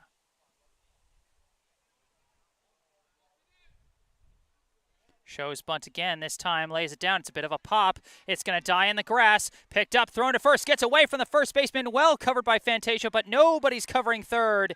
And Hoffman advances.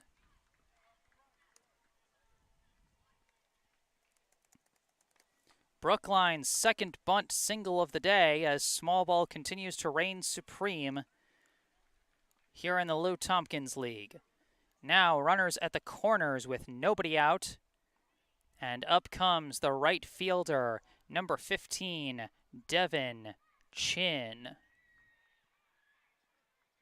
Quick throw back to third to check on Hoffman. Keep the lead runner honest there. With a situation like this, you always got to watch out for the potential of the double steal.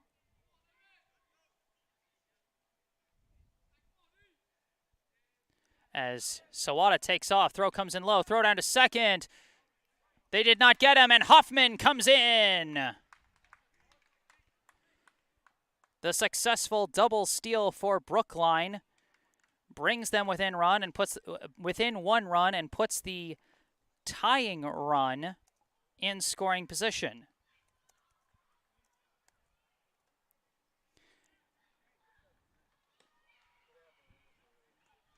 That pitch came in low, so that'll be ball one to Chin.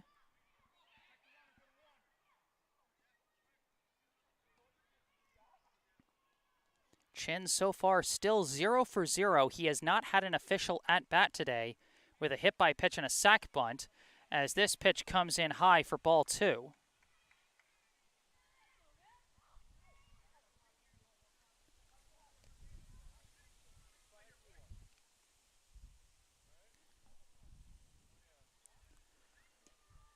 This pitch comes in for strike one.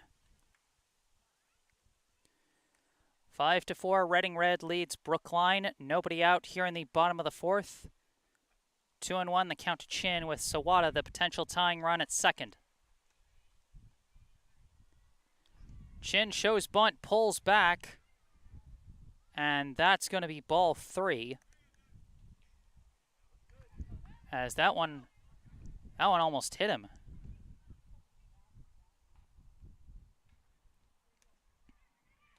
Moore sets 3-1 pitch. And again, Chin pulls back, and this time he gets ball 4. So Chin with 3 plate appearances, but 0 at-bats.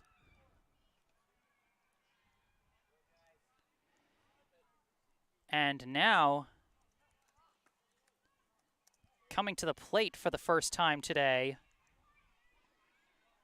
the second baseman, number 3, Donnell O'Neill.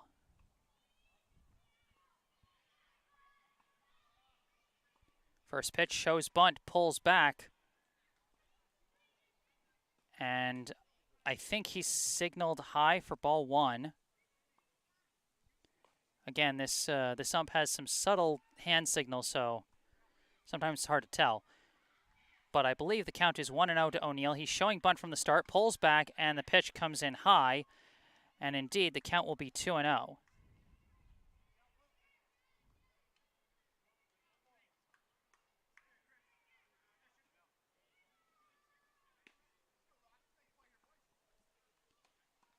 Shows bunt again, pulls back. This one is in there for strike 1.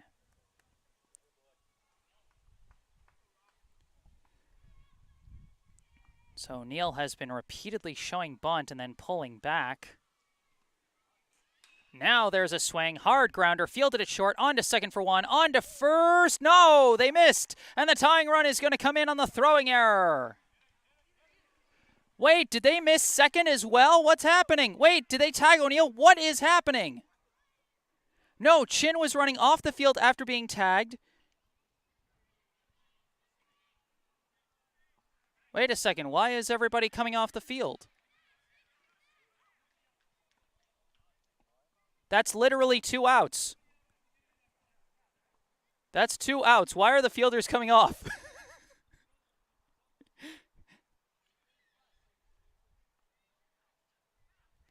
Yep, here they come. They're coming back.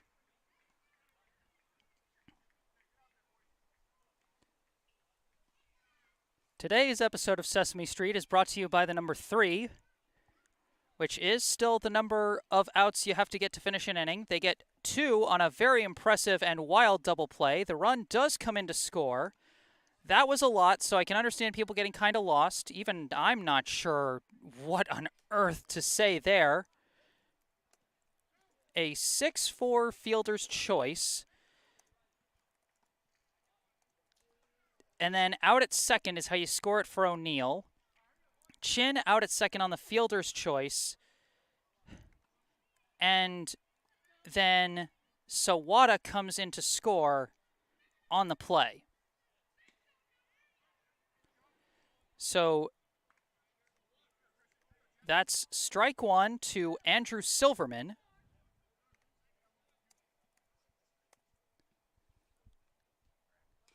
And Silverman now fouls one off his foot for strike 2. So the game is tied at 5-5. So it's 5-5, 2 outs here in the bottom of the 4th. Bases are now empty for Andrew Silverman. And swing and a miss. Silverman goes down on 3 pitches, and now the inning is over. So we've reached the end of 4, and what an absolutely gangbusters game this has been so far. We are all squared at 5 apiece. And here at this 4th intermission here, I'd like to take a moment for a local charity spotlight to tell you about the Brookline Community Foundation. For over 100 years, the Brookline Community Foundation has been a trusted partner, supporting Brookline by investing in organizations and initiatives that help create opportunity and promote equity for everyone who lives, learns, works, and plays in Brookline. Among the foundation's many grant programs is the BCF Scholarship Fund for Brookline High School, which provides graduating BHS students with scholarships to help fund post-secondary education. To date, about 75 BHS students have received scholarships from this fund to help them as they build their futures. Your support is crucial to supporting Brookline youth as they embark on the next steps in their educational journeys. Visit brooklinecommunity.org or call 617-566-4442 to learn more about the BCF Scholarship Fund for Brookline High School and how you can make a difference right here in Brookline.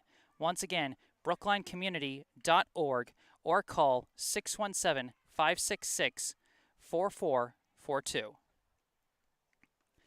And remember, you can always get that information I just gave, the URL and the phone number for the Brookline Community Foundation, down in the description section of this video down below. So be sure to check that out. We've got a number of defensive changes for Brookline. Most importantly, we have a new pitcher. This is number 1, Andrew Silverman, taking over for Martell at the plate.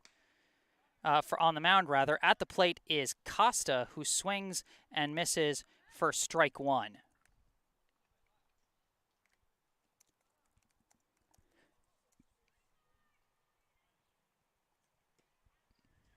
Second pitch in there, strike 2.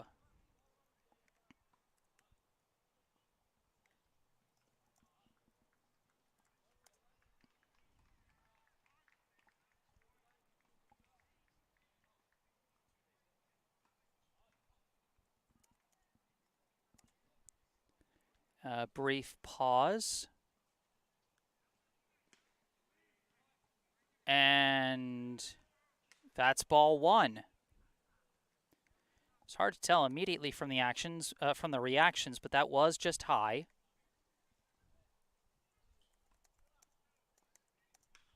And this one is going to be chopped foul, and Costa stays alive.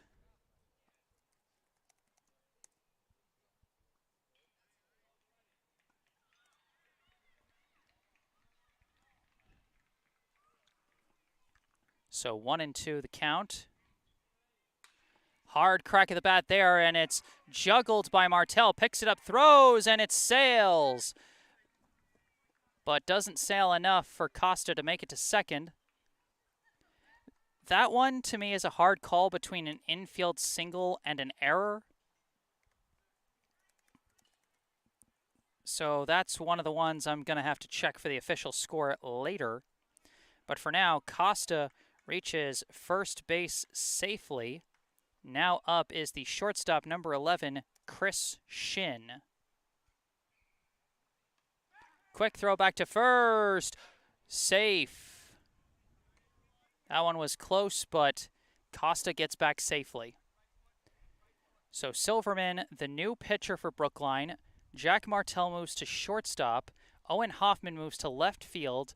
Brage Golding moves to center field, as this pitch is in there for strike 1 to Shin. And a couple other changes in the infield. Charlie Engelman back at third and Dror Coe back at second.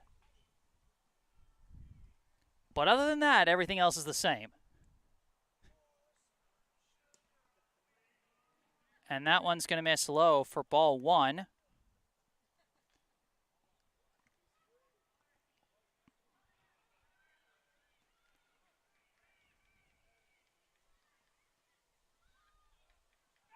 Another quick throw back, and again, Costa dives back safely. Silverman, so far this summer on the mound, he's made 2 appearances, 1 start. He's pitched 2 2/3 innings, giving up 4 runs, 3 of them earned on 4 hits and 7 walks with 11 strikeouts. As that one catches the outside corner for strike 2.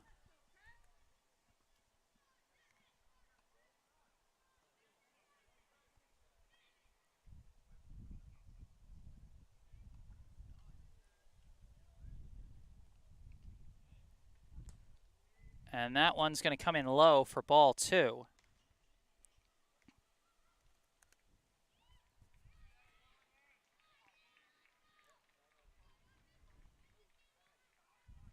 And a timeout called by the first base coach. Oh gosh. Did Costa get shaken up when diving back to first? Looking slightly hobbled as he comes off first base.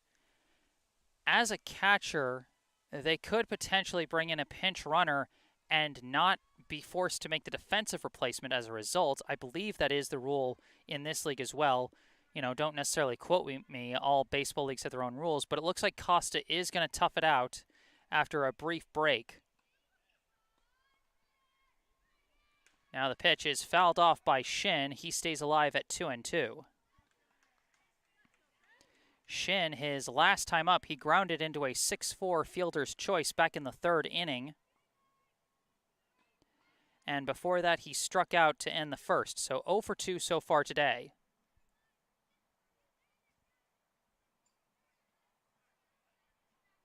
Swing and a miss, strike 3. Silverman gets his first strikeout of the day and the first out of the 5th inning. Now at the plate, the designated hitter, number 10, Thomas Gallegos. And that pitch, I believe, missed for a ball. They check back on Costa at first.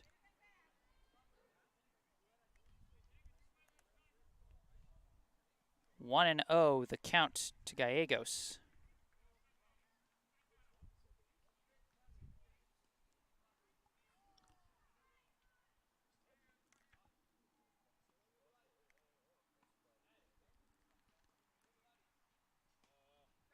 Throw back to first, and again, Costa barely gets back.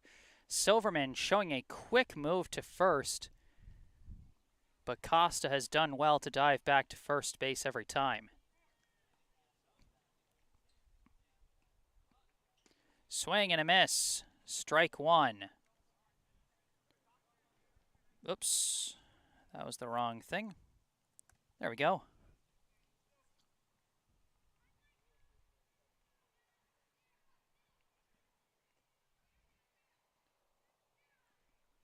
Swing and a miss again. Another throw down to first, and again Costa dives back safely as the count is now 1-2.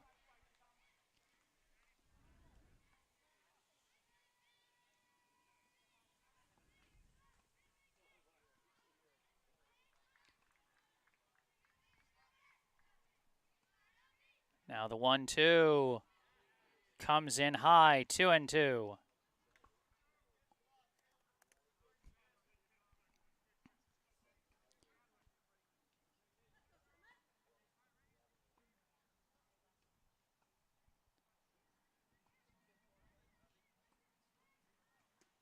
In there, strike 3. Back-to-back Ks for Silverman. Now 2 down here in the top of the 5th. Now at the plate, the extra hitter, number 8, Jack Murray.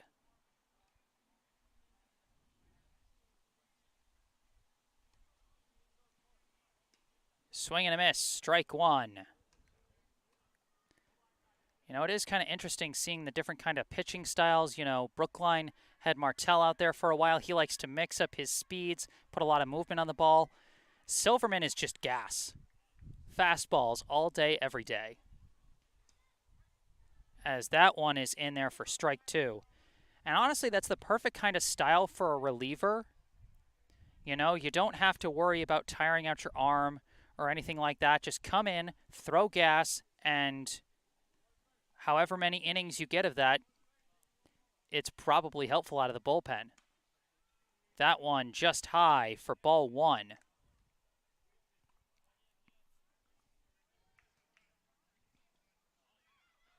Murray, his last time up, he got a single through the left gap and later came in to score on a throwing error by the shortstop. That one almost hits him and instead just gets away. Costa will take second base. After all those safe dive backs, he finally gets his chance to go to second. Count now 2-2 to Murray.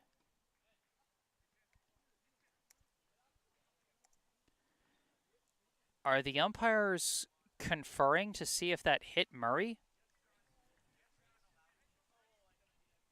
Hard to say, but after the little conference there, it is going to be a 2-2 count with 2 down and the potential go-ahead run now at second base after the wild pitch. In there, strike 3.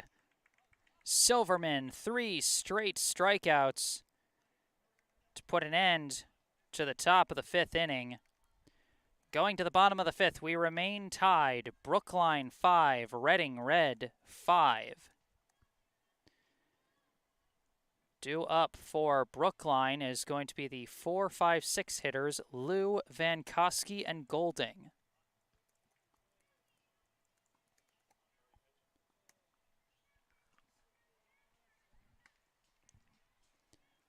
And it looks like we are going to have a new pitcher for Reading. Taking over for Will Moore is going to be number 8, Jack Murray.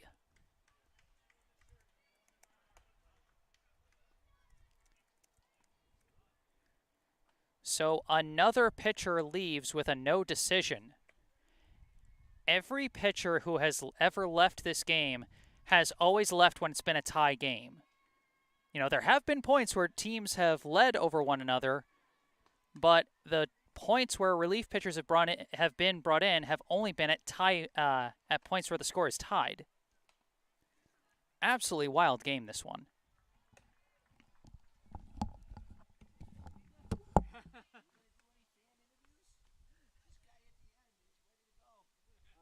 If I had the extra mic, believe me, I would. Think about it for next season. I will.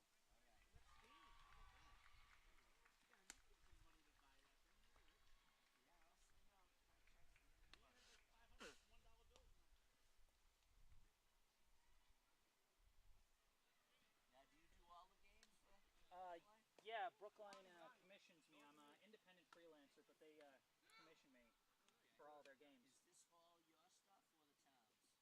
All mine. Yeah, no, I don't work for anyone officially. I'm an independent contractor, basically. So is it just this team? Well, there are tons of other teams, mostly in Brookline, that I do, just because I live in Brookline.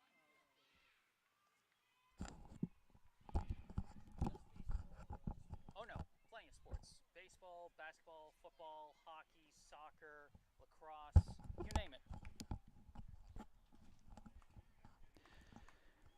All right, here we go. Bottom of the 5th inning. We've got a new pitcher for Reading Red with number 8, Jack Murray. Leading off for Brookline, the first baseman, number 12, Justin Liu. First pitch curves in nicely for strike 1. Jack Murray making his ball movement known right from the first pitch. Liu fouls this one off for strike 2. Liu, his last time up, drew a walk, but was left stranded.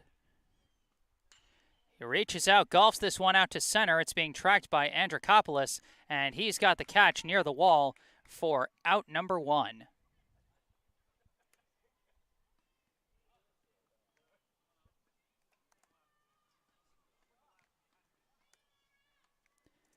Now at the plate, the catcher, number 25, Rocky Vankowski.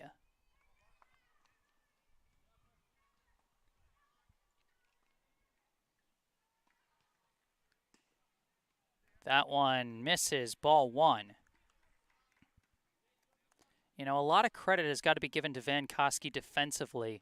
You know, playing a position that he doesn't normally play for this team as he takes an outside ball 2. You know, playing behind the plate today, you know, it's been sort of a trial by fire for him. Some rough moments, especially early on, but he's settled in to that position well. As he takes strike 1, count is now 2-1. Now, last time at the plate, Vankowski got an infield single to the shortstop. And here he hits a hard grounder to the shortstop, fielded well by Shin and thrown to first for out number 2, excuse me.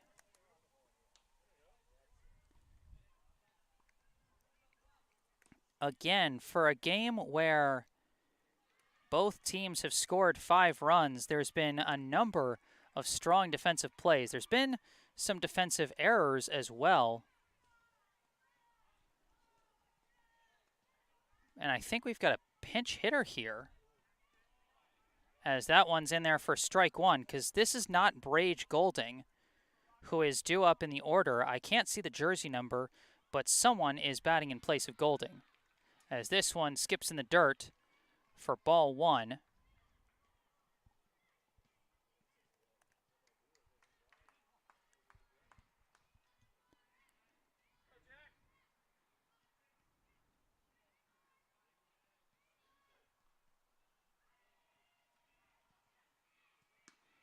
This one is coming in high for ball two.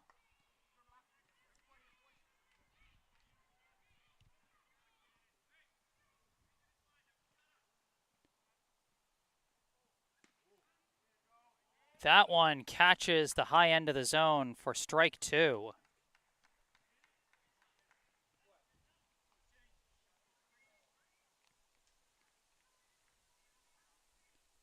And this one is fouled off as the pinch hitter stays alive. It is number 7, Kayden Sheehan.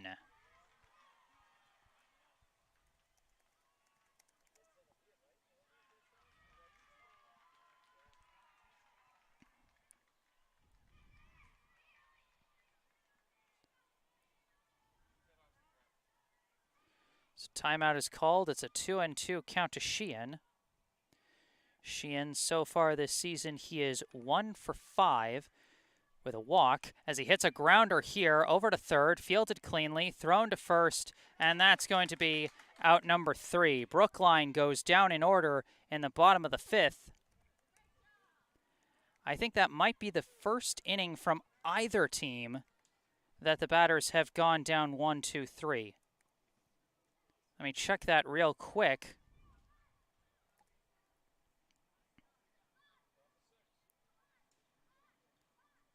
Yeah, that is the very first inning, the very first frame we've had so far today where the batters have gone down 1, 2, 3.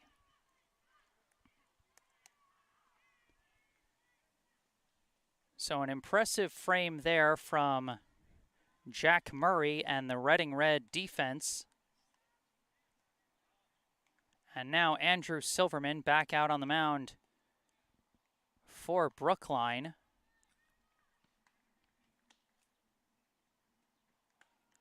And Brage Golding still out in center field, even though Kayden Sheehan pinch hit for him. So maybe Sheehan taking the designated hitter position? Hard to say. Like I said, the substitution rules at this level can be a little different. But for right now, due up are going to be the 8, 9, 10 hitters for Reading Red, Moore, Vitorisi, and Fantasia.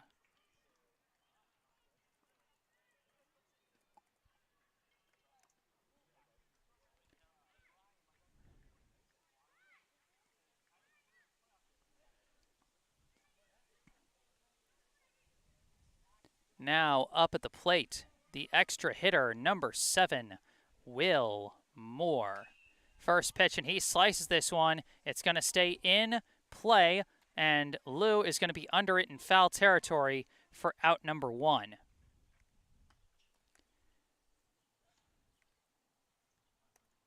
As a pitcher, you love to see that 1 pitch, 1 out, keeping the pitch count down as we've got 1 down here in the top of the 6th. Now at the plate, the right fielder, number 2, Brandon Vitorisi. Vitorisi takes strike 1 on the inside corner there.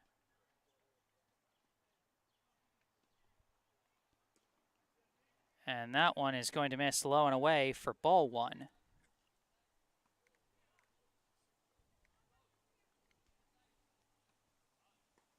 That one is going to miss low as well for ball 2.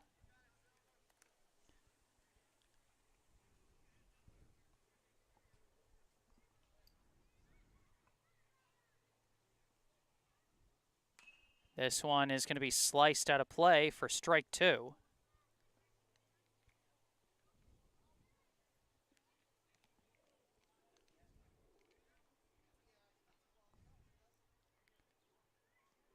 Swung on and missed, strike 3.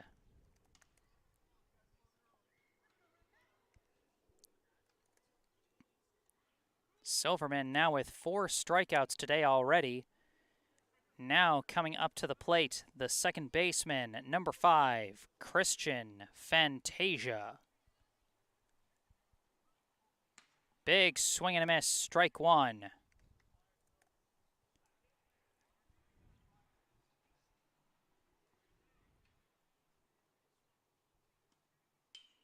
And this one fouled off. That one very close to the on-deck hitter.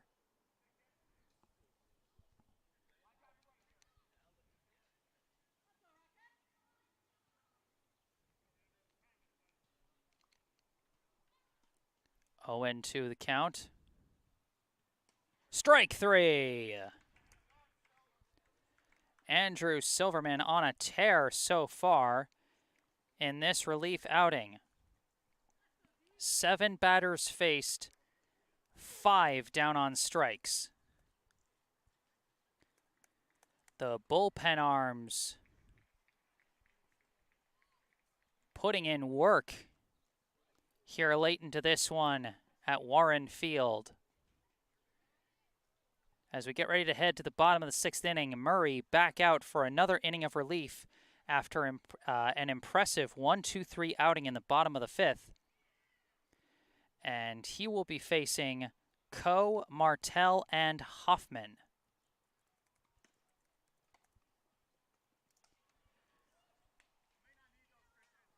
This is going to be an interesting down-to-the-wire contest, one way or the other. And for Brookline, that is a real test.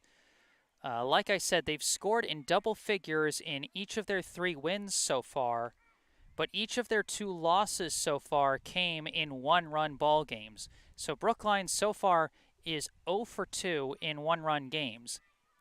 Conversely, Reading Red 1-1 in one-run ball games.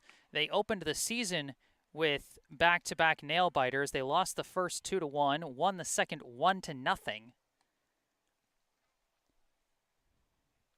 So both teams have had 2 one-run games so far. This one looking like could really potentially be another one. It's another Brookline Reading Red contest, so you know it's another thriller. Leading off for Brookline, the second baseman, number 20, Dror Coe. First pitch, and he chops that one. Is it going to go over the backstop? Yes. Just barely. For a simple strike 1. Coe, his last time up, he got solid contact on the ball, but lined it out right to the second baseman for a momentum-killing double play. That one misses outside, ball 1.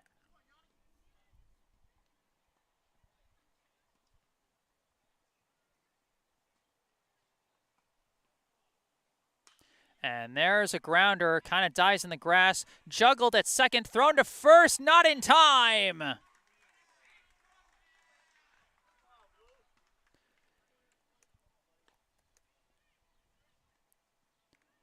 Coe reaches on the E4 there as it was juggled at second base.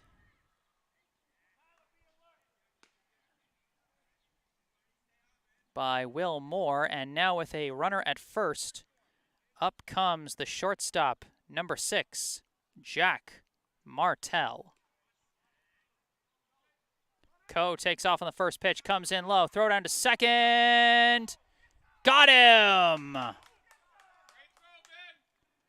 Coe gets gunned down at second.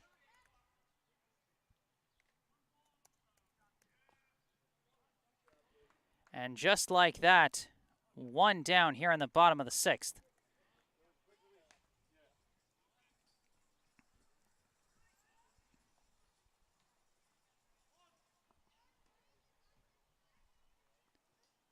This pitch in the dirt for ball 2.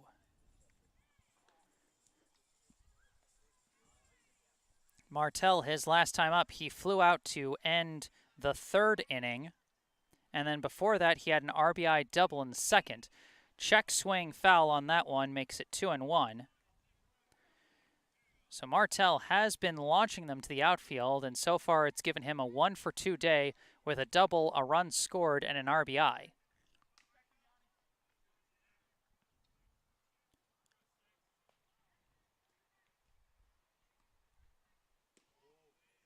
That one misses, ball 3.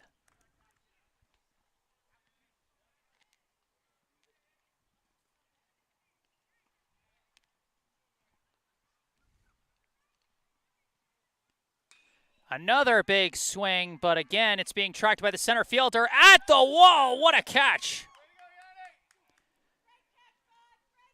Andrikopoulos, another great catch out in center field. I'll tell you, if that went to one of the shorter parts of the outfield, that one might have been gone if it wasn't straightaway center, even though, in a weird twist, straightaway center not actually the farthest part of this outfield. It's actually the 3rd farthest part of this outfield. First pitch to Hoffman, and it's a one-hopper. Wow, how did Shin catch that one? Turns it into a simple 6-3 ground out, and again, Brookline down in 3 batters. Not quite 1, 2, 3. But still done in 3 hitters. And just like that, we are 6 innings in, and we are tied at 5 apiece.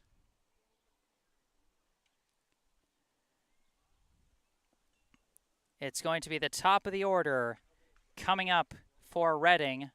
That'll be number 3, and then Andrikopoulos, and then Ramo.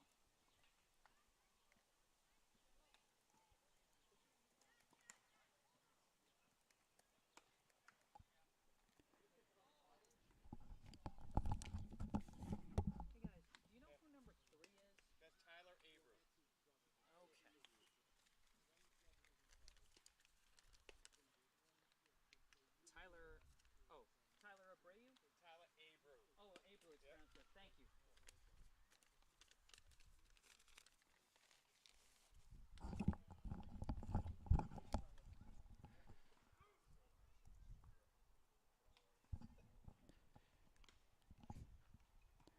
Warm-up pitches done. Andrew Silverman is back on the mound for another inning of relief work. This marks his 3rd.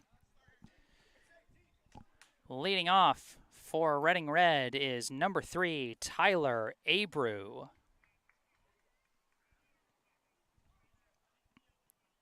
Abreu came on to pinch run for Joey Sicariello, and he has stayed in the game ever since.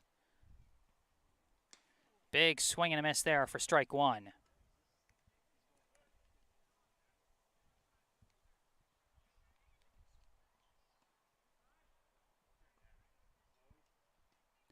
Another big swing and a miss.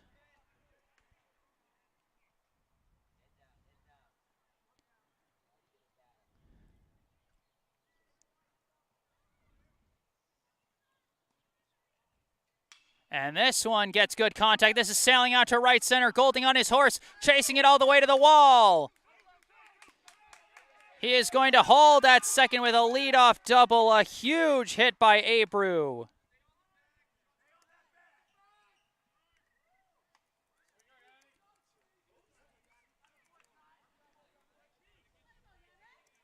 Boy, it does not get much deeper in deep center than that.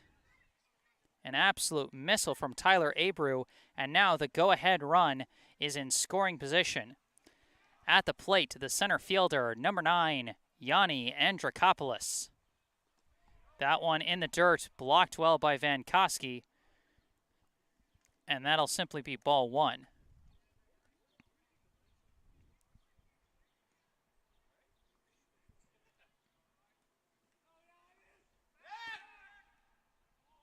And Silverman steps off the rubber, but does not make a throw.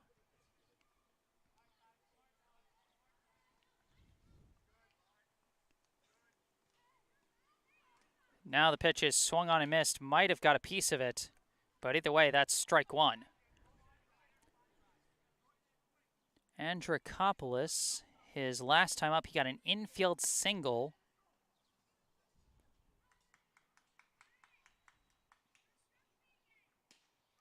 As that one catches the outside corner for strike two.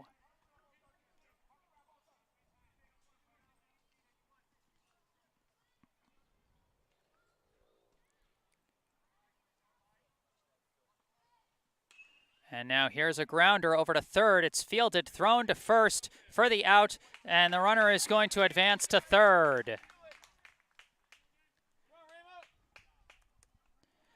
So it is a 5-3 ground out, but Andrikopoulos does his job advancing the runner. Now at the plate, the first baseman, number 6, Jack Ramo. First pitch, hard contact, that's up the middle. Reading has the lead. Abreu comes in to score, and with one swing, Reading takes the lead.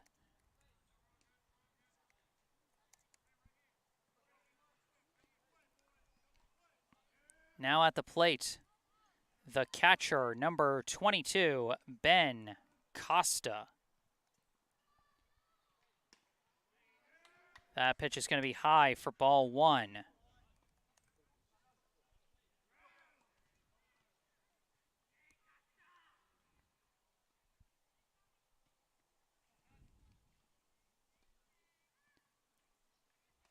This one's going to come in high as well for ball two.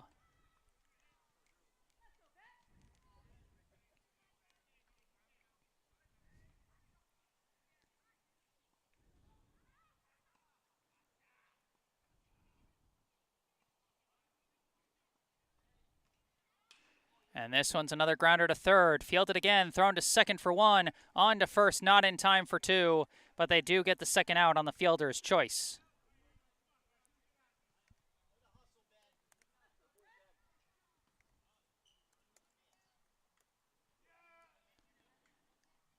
Now with two down and a runner on first, up comes the shortstop, number 11, Chris Shin. Excuse me.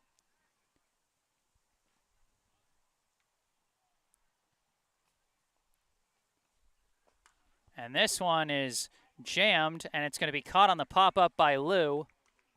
And that is going to end the inning. But Reading Red got the run they needed. They are now 3 outs away from taking this road win.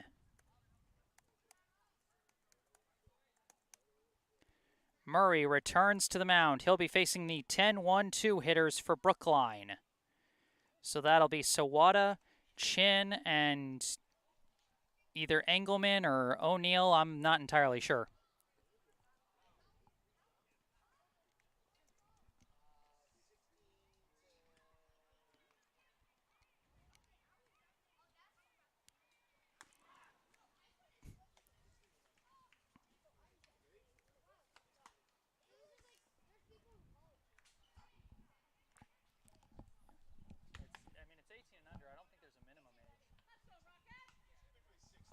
Typically, but there might be. Yeah. I imagine most of these guys at earliest finish their sophomore year is probably 16, so you're probably right. Yeah.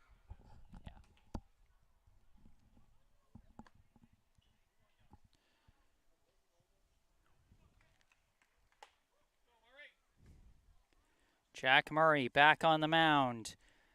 A chance to walk away with the pitching win. Out of all the pitchers we've seen here today, he could be the one that gets the W. Leading off for Brookline, the extra hitter, number 5, Keenan Sawada.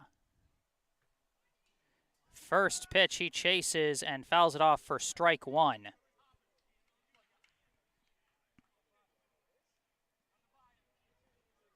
Murray has been a very effective pitcher so far, pitching to contact, but no great contact for Brookline yet as this one skips in the dirt for ball one.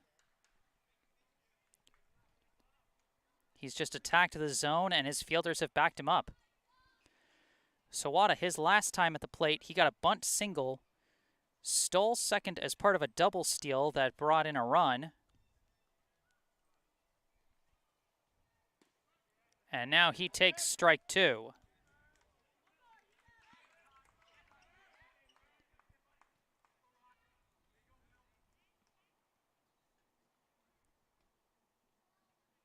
And this one in the dirt again. 2-2 the count.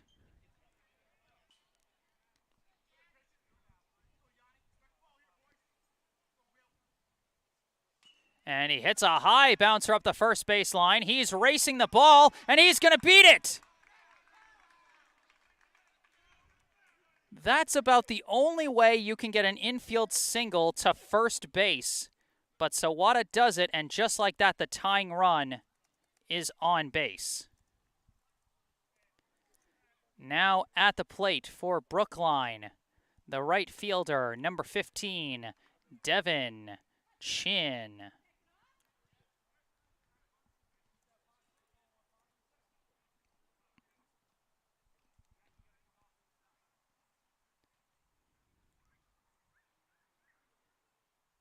And a throwback to first, and it gets away from the first baseman. Sawada hesitated too much, could not make it. If he only could have made it if he took off immediately, and it was hard to tell at the immediacy how far that ball was going to roll. So that's an understandable non-takeoff. Chin so far today 0 for 0 with a walk, a hit by pitch, and a sac bunt. And now there's going to be a brief meeting at the mound between pitcher and catcher.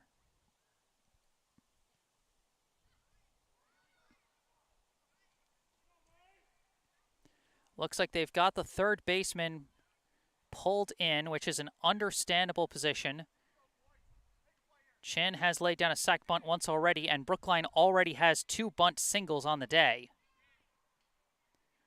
Pitch. This one comes in low for ball 1. Chin not even showing bunt on that pitch.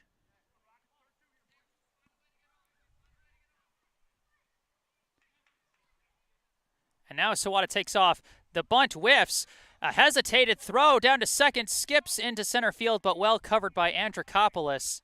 And Sawada now in scoring position.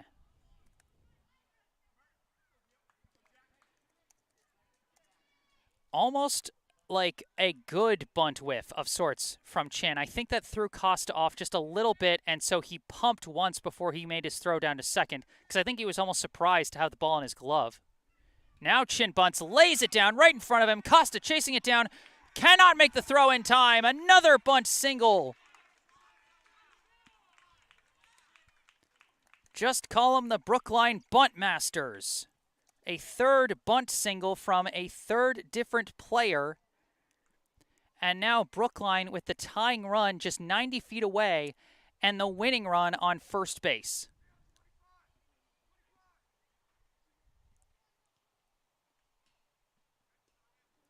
Now at the plate, if I'm not mistaken, this should be number 2, Charlie Engelman. First pitch. And Engelman slices this one foul, and this one's going to sail out of play for strike 1. So Engelman subbed back in for Donnell O'Neill, who took over for him earlier. They've sort of swapped back and forth. Now Engelman with a chance to come through big here. 0-1 the count. Oh, they tricked Chin! Throwing down to second. Chin trying to get them with the pickle. He's still dodging. He's trying to dive back. He doesn't get there. Oh, but the runner's taking off. Sawada scores.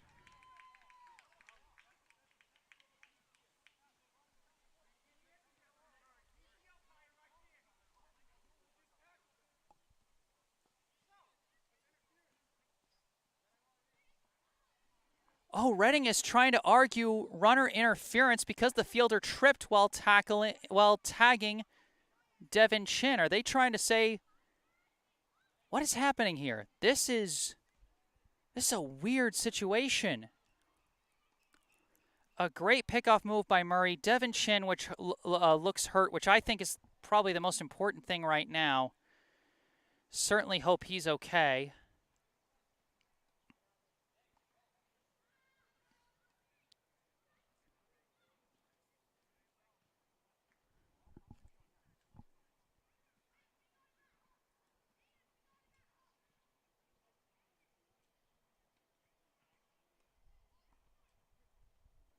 The Brookline coaches looking at Devin Chin.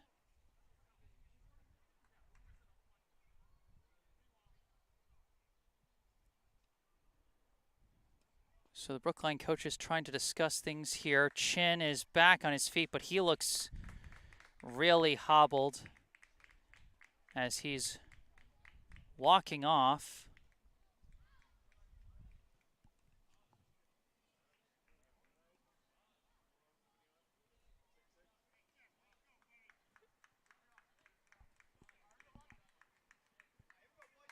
And so now still some discussions with the Brookline coaches.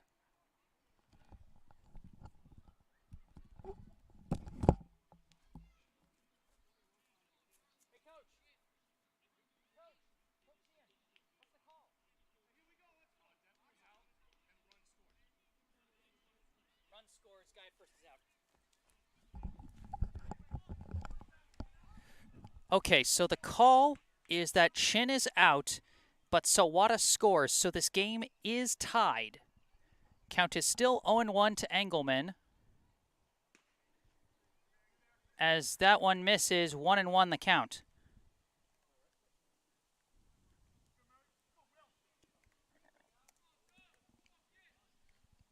And Engelman hits a dribbler over to second. Moore charging in, and he makes the throw to first in time for out number 2.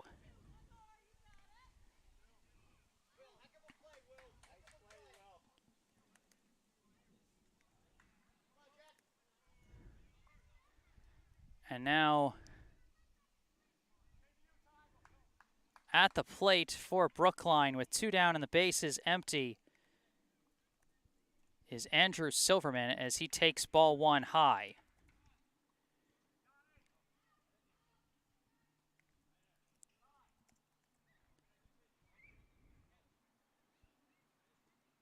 As this pitch comes in low, that's ball 2, so 2-0 the count. Sorry, all the razzle-dazzle has me frazzled here in this bottom of the 7th. 2-0, 2 down. And there's a pop fly from Silverman. Andrikopoulos again covering well in center. And that's going to be out number 3, but not before Brookline brings in the tying run.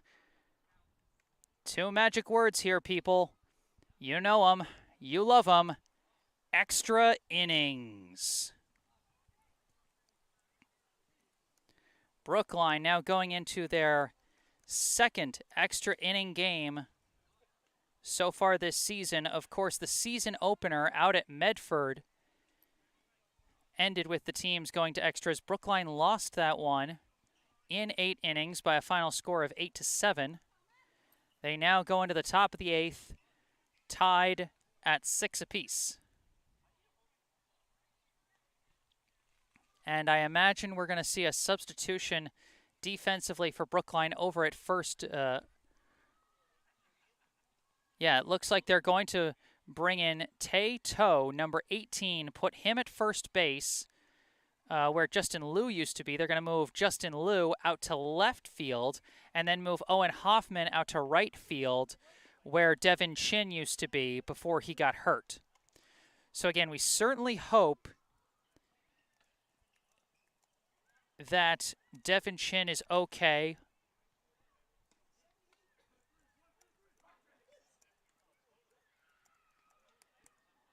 You know, highest priority has always got to be the health and well-being of these young athletes here. Due up in the top of the 8th for Reading is going to be Gallegos, Murray, and Moore.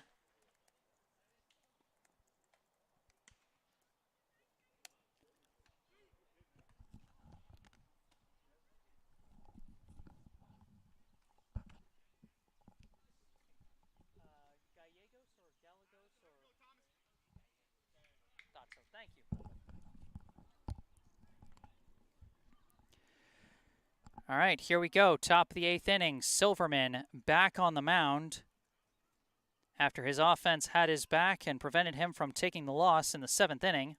He's back for the 8th. Leading off for Reading Red is number 10, Thomas Gallegos. First pitch is sliced foul for strike 1. That one sailed all the way into the tennis courts.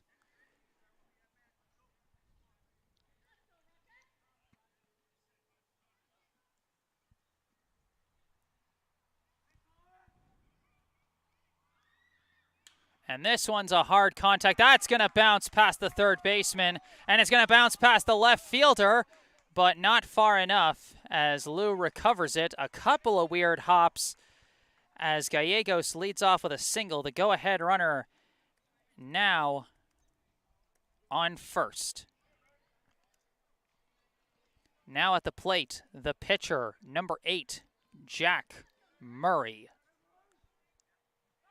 Throw back to first. Close, but Gallegos gets back safely.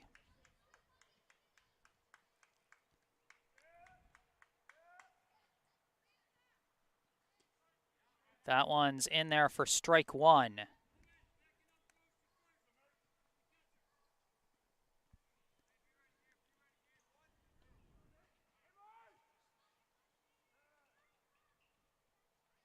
And another pickoff throw. And again, Gallegos dives back safely. Brookline's been very active with those pickoff attempts, but you've got to be careful. It just takes one flubbed throw to change the flow of things. Showing bunt, and he fouls it.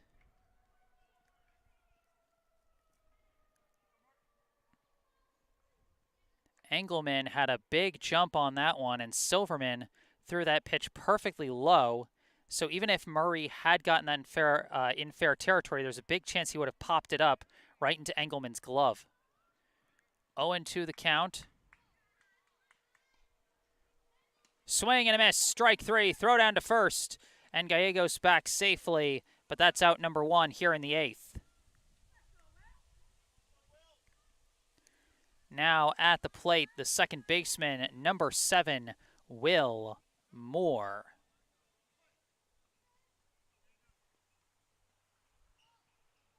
And that one comes in the dirt, gets away from Fantasia, and Gallegos is going to take second. The go-ahead run now in scoring position with 1 out off of the wild pitch.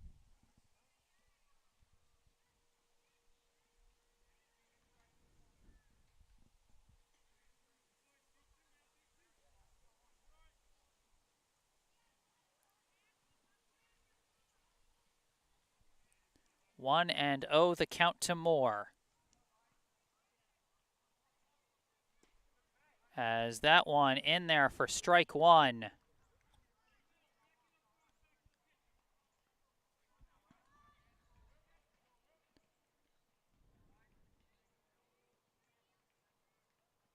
And this one is a foul tip. Oh, and Fantaski's hurt.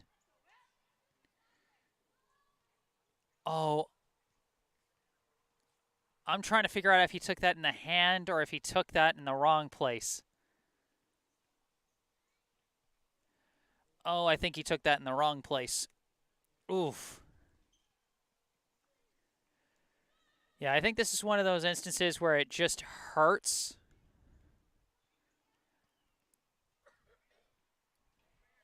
But I think Fantasia in the long run is going to be okay.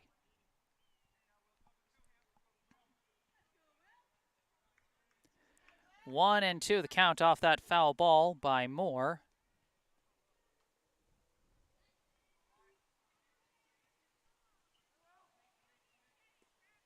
And that one curves outside for ball 2.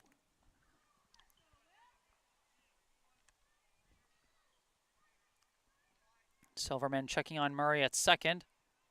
And now this one fouled off again, and Moore stays alive at 2-2.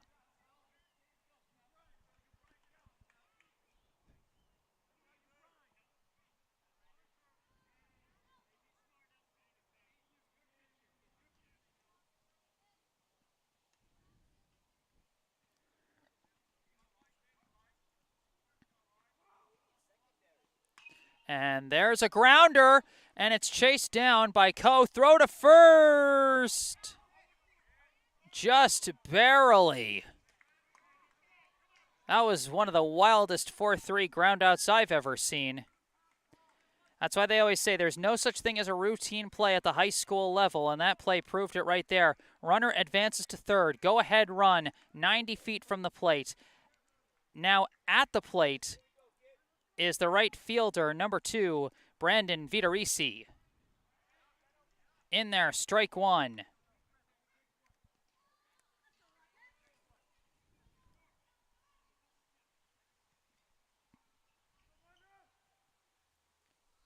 And he chops this one into left, Liu's under it, and he's got the grab for out number 3.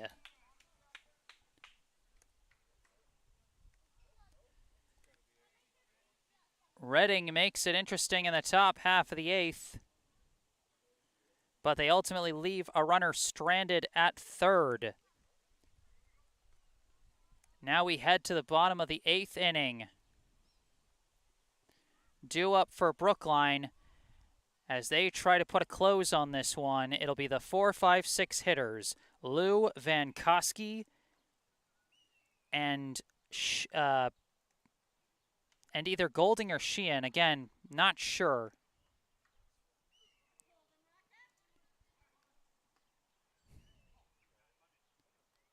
Oh, I think we're going to have another new pitcher for Reading. They are going to send their 4th pitcher to the mound today. This is number 10, Thomas Gallegos. So he takes over for Jack Murray as yet another pitcher leaves with a no decision. It's almost been a rule this game. You can only leave when the score is tied. If the score isn't tied, you got to stay out there and pitch.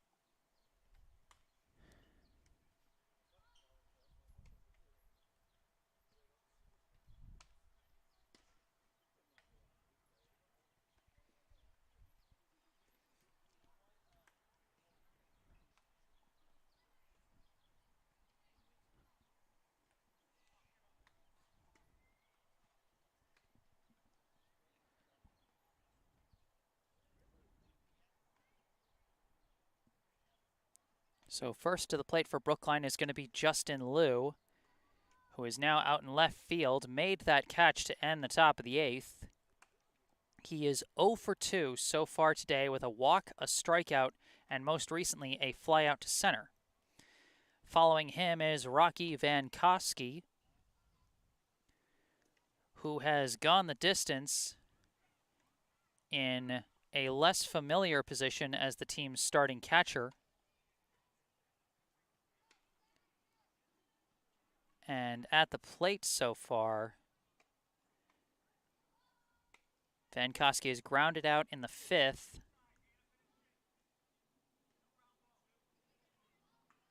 Hit an infield single in the 3rd. And grounded out in the 1st. So up to the plate comes the left fielder, number 12, Justin Liu. First pitch from Gallegos, shows bunt, pulls back, strike one. Brookline has had 3 bunt singles already today with 3 different players.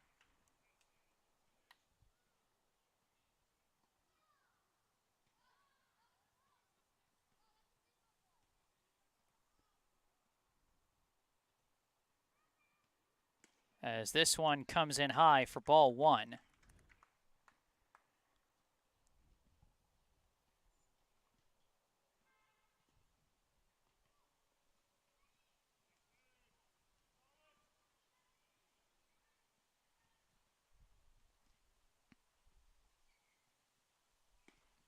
This one misses high and outside, ball 2.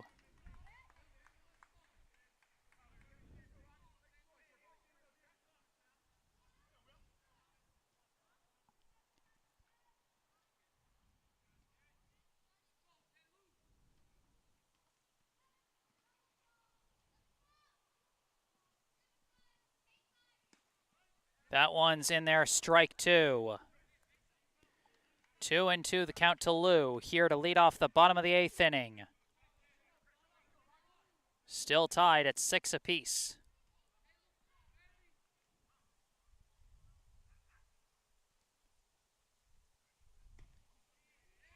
That one misses inside, ball 3.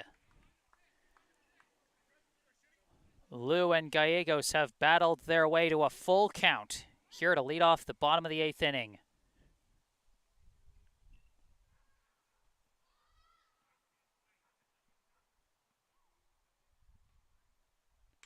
And he cracks the bat, sends it out to right in foul territory, and that's going to catch the trees.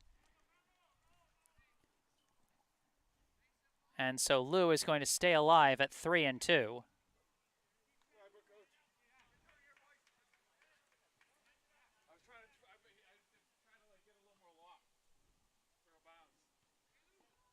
Another payoff pitch.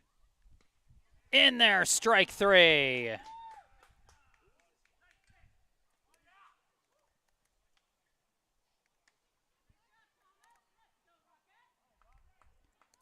A leadoff strikeout for Gallegos.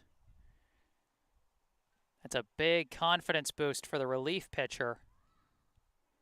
Now at the plate for Brookline, the catcher, number 25, Rocky Vankoski.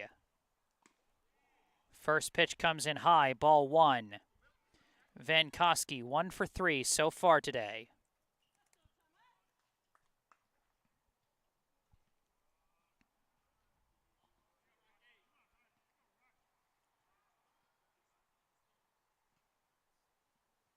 And he slices that one foul for strike 1.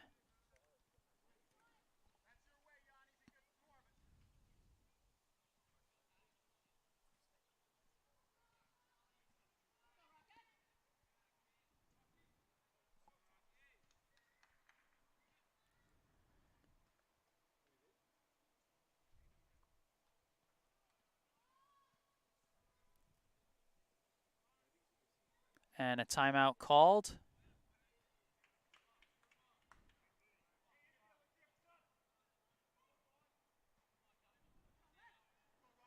Vankoski steps back in. 1-1 the count. 1 down, bases empty. Big swing, liner right at the second baseman. Moore with a huge catch there. They had him playing deep, and it was the perfect call for that situation.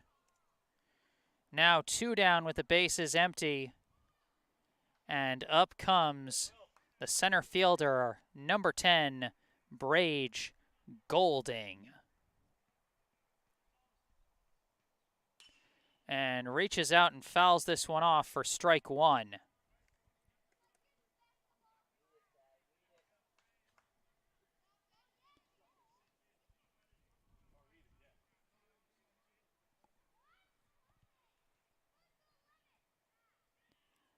Third baseman playing in. They know this guy can reach on a bunt single, not taking their chances as he takes a big swing and miss for strike 2.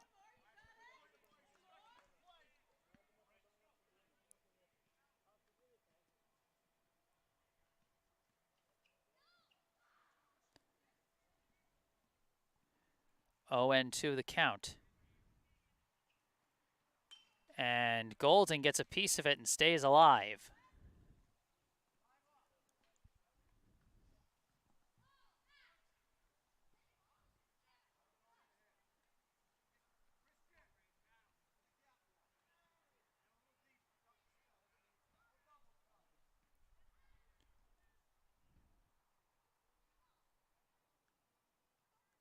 And fouled off again. Golding continues to battle. Boy, that sounded like it might have bounced off of somebody's house. Still 0-2, the count to Golding.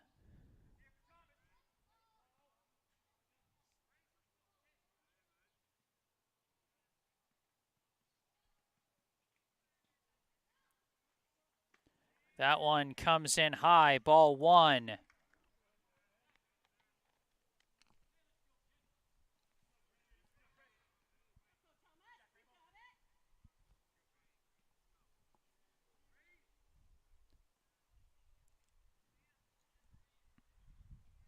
Swings, connects, out to left center. This will drop. Left fielder juggling it. Golding holds at first. A 2-out single. Winning run is on base, but there's 2 down, and he's got 3 bases to go if he is going to win this game. Now coming up to the plate, the second baseman, number 20, Dror Ko. Wouldn't be surprised if Golding takes off on the first pitch. He does not, as this pitch comes in high for ball 1. They're waiting for that steal, delivering the high heat to try and counter it.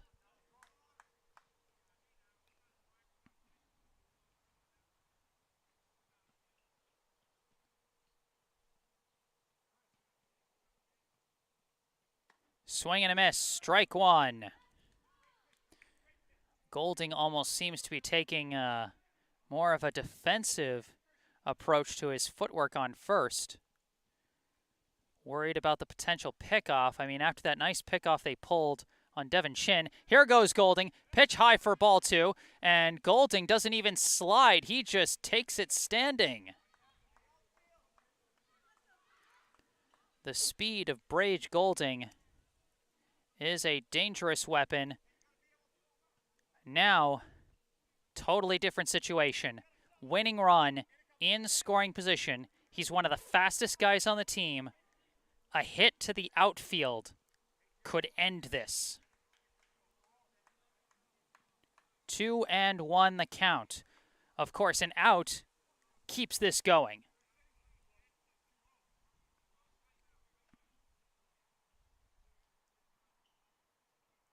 Swing and a miss, strike 2.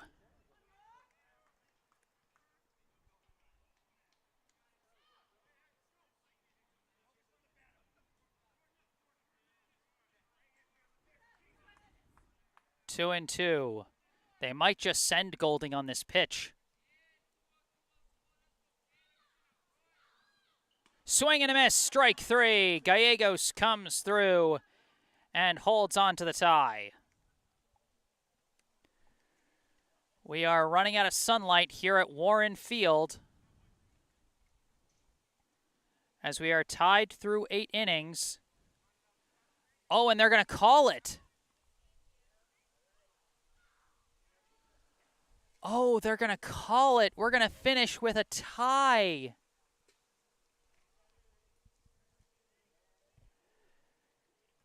Game called due to lack of sunlight after 8 innings.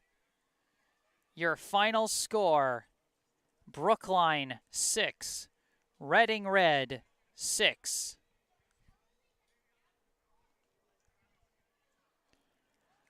I will sum up this game for you in a second, but first, just some quick words of self-promotion. Once again, my name is Jesse Mayfield-Sheehan. Thank you so much for tuning in to this live stream of Lou Tompkins All-Star League 18 and under summer baseball between Brookline and Reading Red.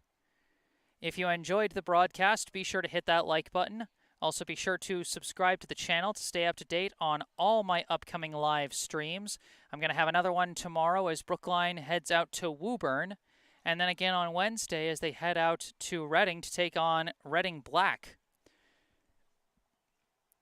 So be sure to stay tuned for those. Subscribing to the channel helps with it. If you got anything to say after the live stream is over, feel free to say it in the comment section down below. Speaking of stuff you can view down below the video screen, if you go down to the description section, you can see all the information you need about our local charity spotlight, the Brookline Community Foundation. Go onto their website or call their phone number to find out more about the BCF Scholarship Fund for Brookline High School and find out about all their other initiatives that can help you make a difference right here in Brookline. Also, check out the bottom right corner of your screen. You can see the URL to my personal website, jessesports.com. Find out more about me, the services I provide, and how you can commission those services for your favorite team or player. directly below that, my email address if you just want to send me any direct questions or inquiries about commissioning my services for your team, can send them to my email. And then directly below that, the URL to my Instagram account where I send highlights from previous live streams. And after an exciting one like this, I mean, what can you even say? A 6-6 final after 8 innings. Let's sum up what happened tonight. In the top of the first inning, Reading Red got their first run on the board as Yanni Andrikopoulos scored on a passed ball. In the bottom of the first, Brookline answered back as Charlie Engelman scored on a wild pitch to tie things up at 1 apiece. In the top of the second, Reading Red retook the lead on a sacrifice fly by Brandon Vitorisi that brought in Thomas Gallegos to make it 2-1. In the bottom of the second, Brookline got 2 runs back to take their first lead of the game. An RBI double to left center by Jack Martell drove in Dror Coe. And then Owen Hoffman came through with a single up the middle to drive in Martell. In the top of the third, Reading Red wasted no time in tying it back up as Ben Costa got an RBI single past the third baseman that drove in Tyler Abreu, who was a pinch runner at the time. That tied things up at 3 apiece. Bottom of the third, we had our first frame with no score as Brookline was held scoreless despite loading the bases with 0 outs. A huge double play kind of shifted the momentum there. Reading Red took the lead with 2 runs in the top of the fourth. A throwing error on an attempted throw for a fielder's choice at home brought in the first run, and then after that, a sac fly brought in another. A sac fly by Abreu drove in Will Moore. So at that point, Reading Red was up 5-3. As we headed into the bottom of the fourth, Brookline managed a run when there was a ground out into a fielder's choice, and then the runner tried to advance to second on a throwing error but got tagged out at second. And in the midst of that zany play, a run did come in to score. Everybody lost track of outs for a second, thought there were 3 outs when there were only 2. But Brookline did get a run back and made it 5-4. Then in the top of the fifth, no score for Reading Red. In the bottom of the fifth, no score for Brookline. Top of the sixth and bottom of the sixth, no score either way. Both teams go down in order. Wait, have I miscounted? I think I missed a run somewhere. I must have. But in the top of the seventh, an RBI single by Jack Ramo brought in Abreu for another run that gave Reading Red a 6-5 lead going into the bottom of the seventh. And then Brookline came through with a lot of base running as Keenan Sawada stole home to tie the game while Devin Chin was trying to dance in a pickle between first and second.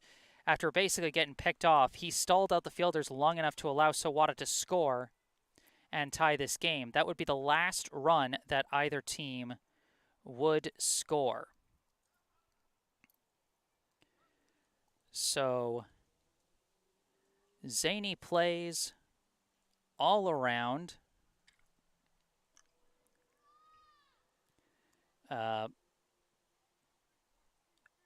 Oh, that's what it. I think that's what it was. I think 2 runs score. I'm trying. But the final score is 6-6. From Warren Field here in Brookline, Massachusetts, I am Jesse Mayfield-Sheehan. Once again, tune in tomorrow evening as Brookline travels to Woburn for another game. That one slated for another 5:45 start, so be sure to stay tuned for that. Final score after 8 innings is a darkness-induced tie of 6-6. I'm Jesse Mayfield-Sheehan. Thank you all for watching, and have a good night.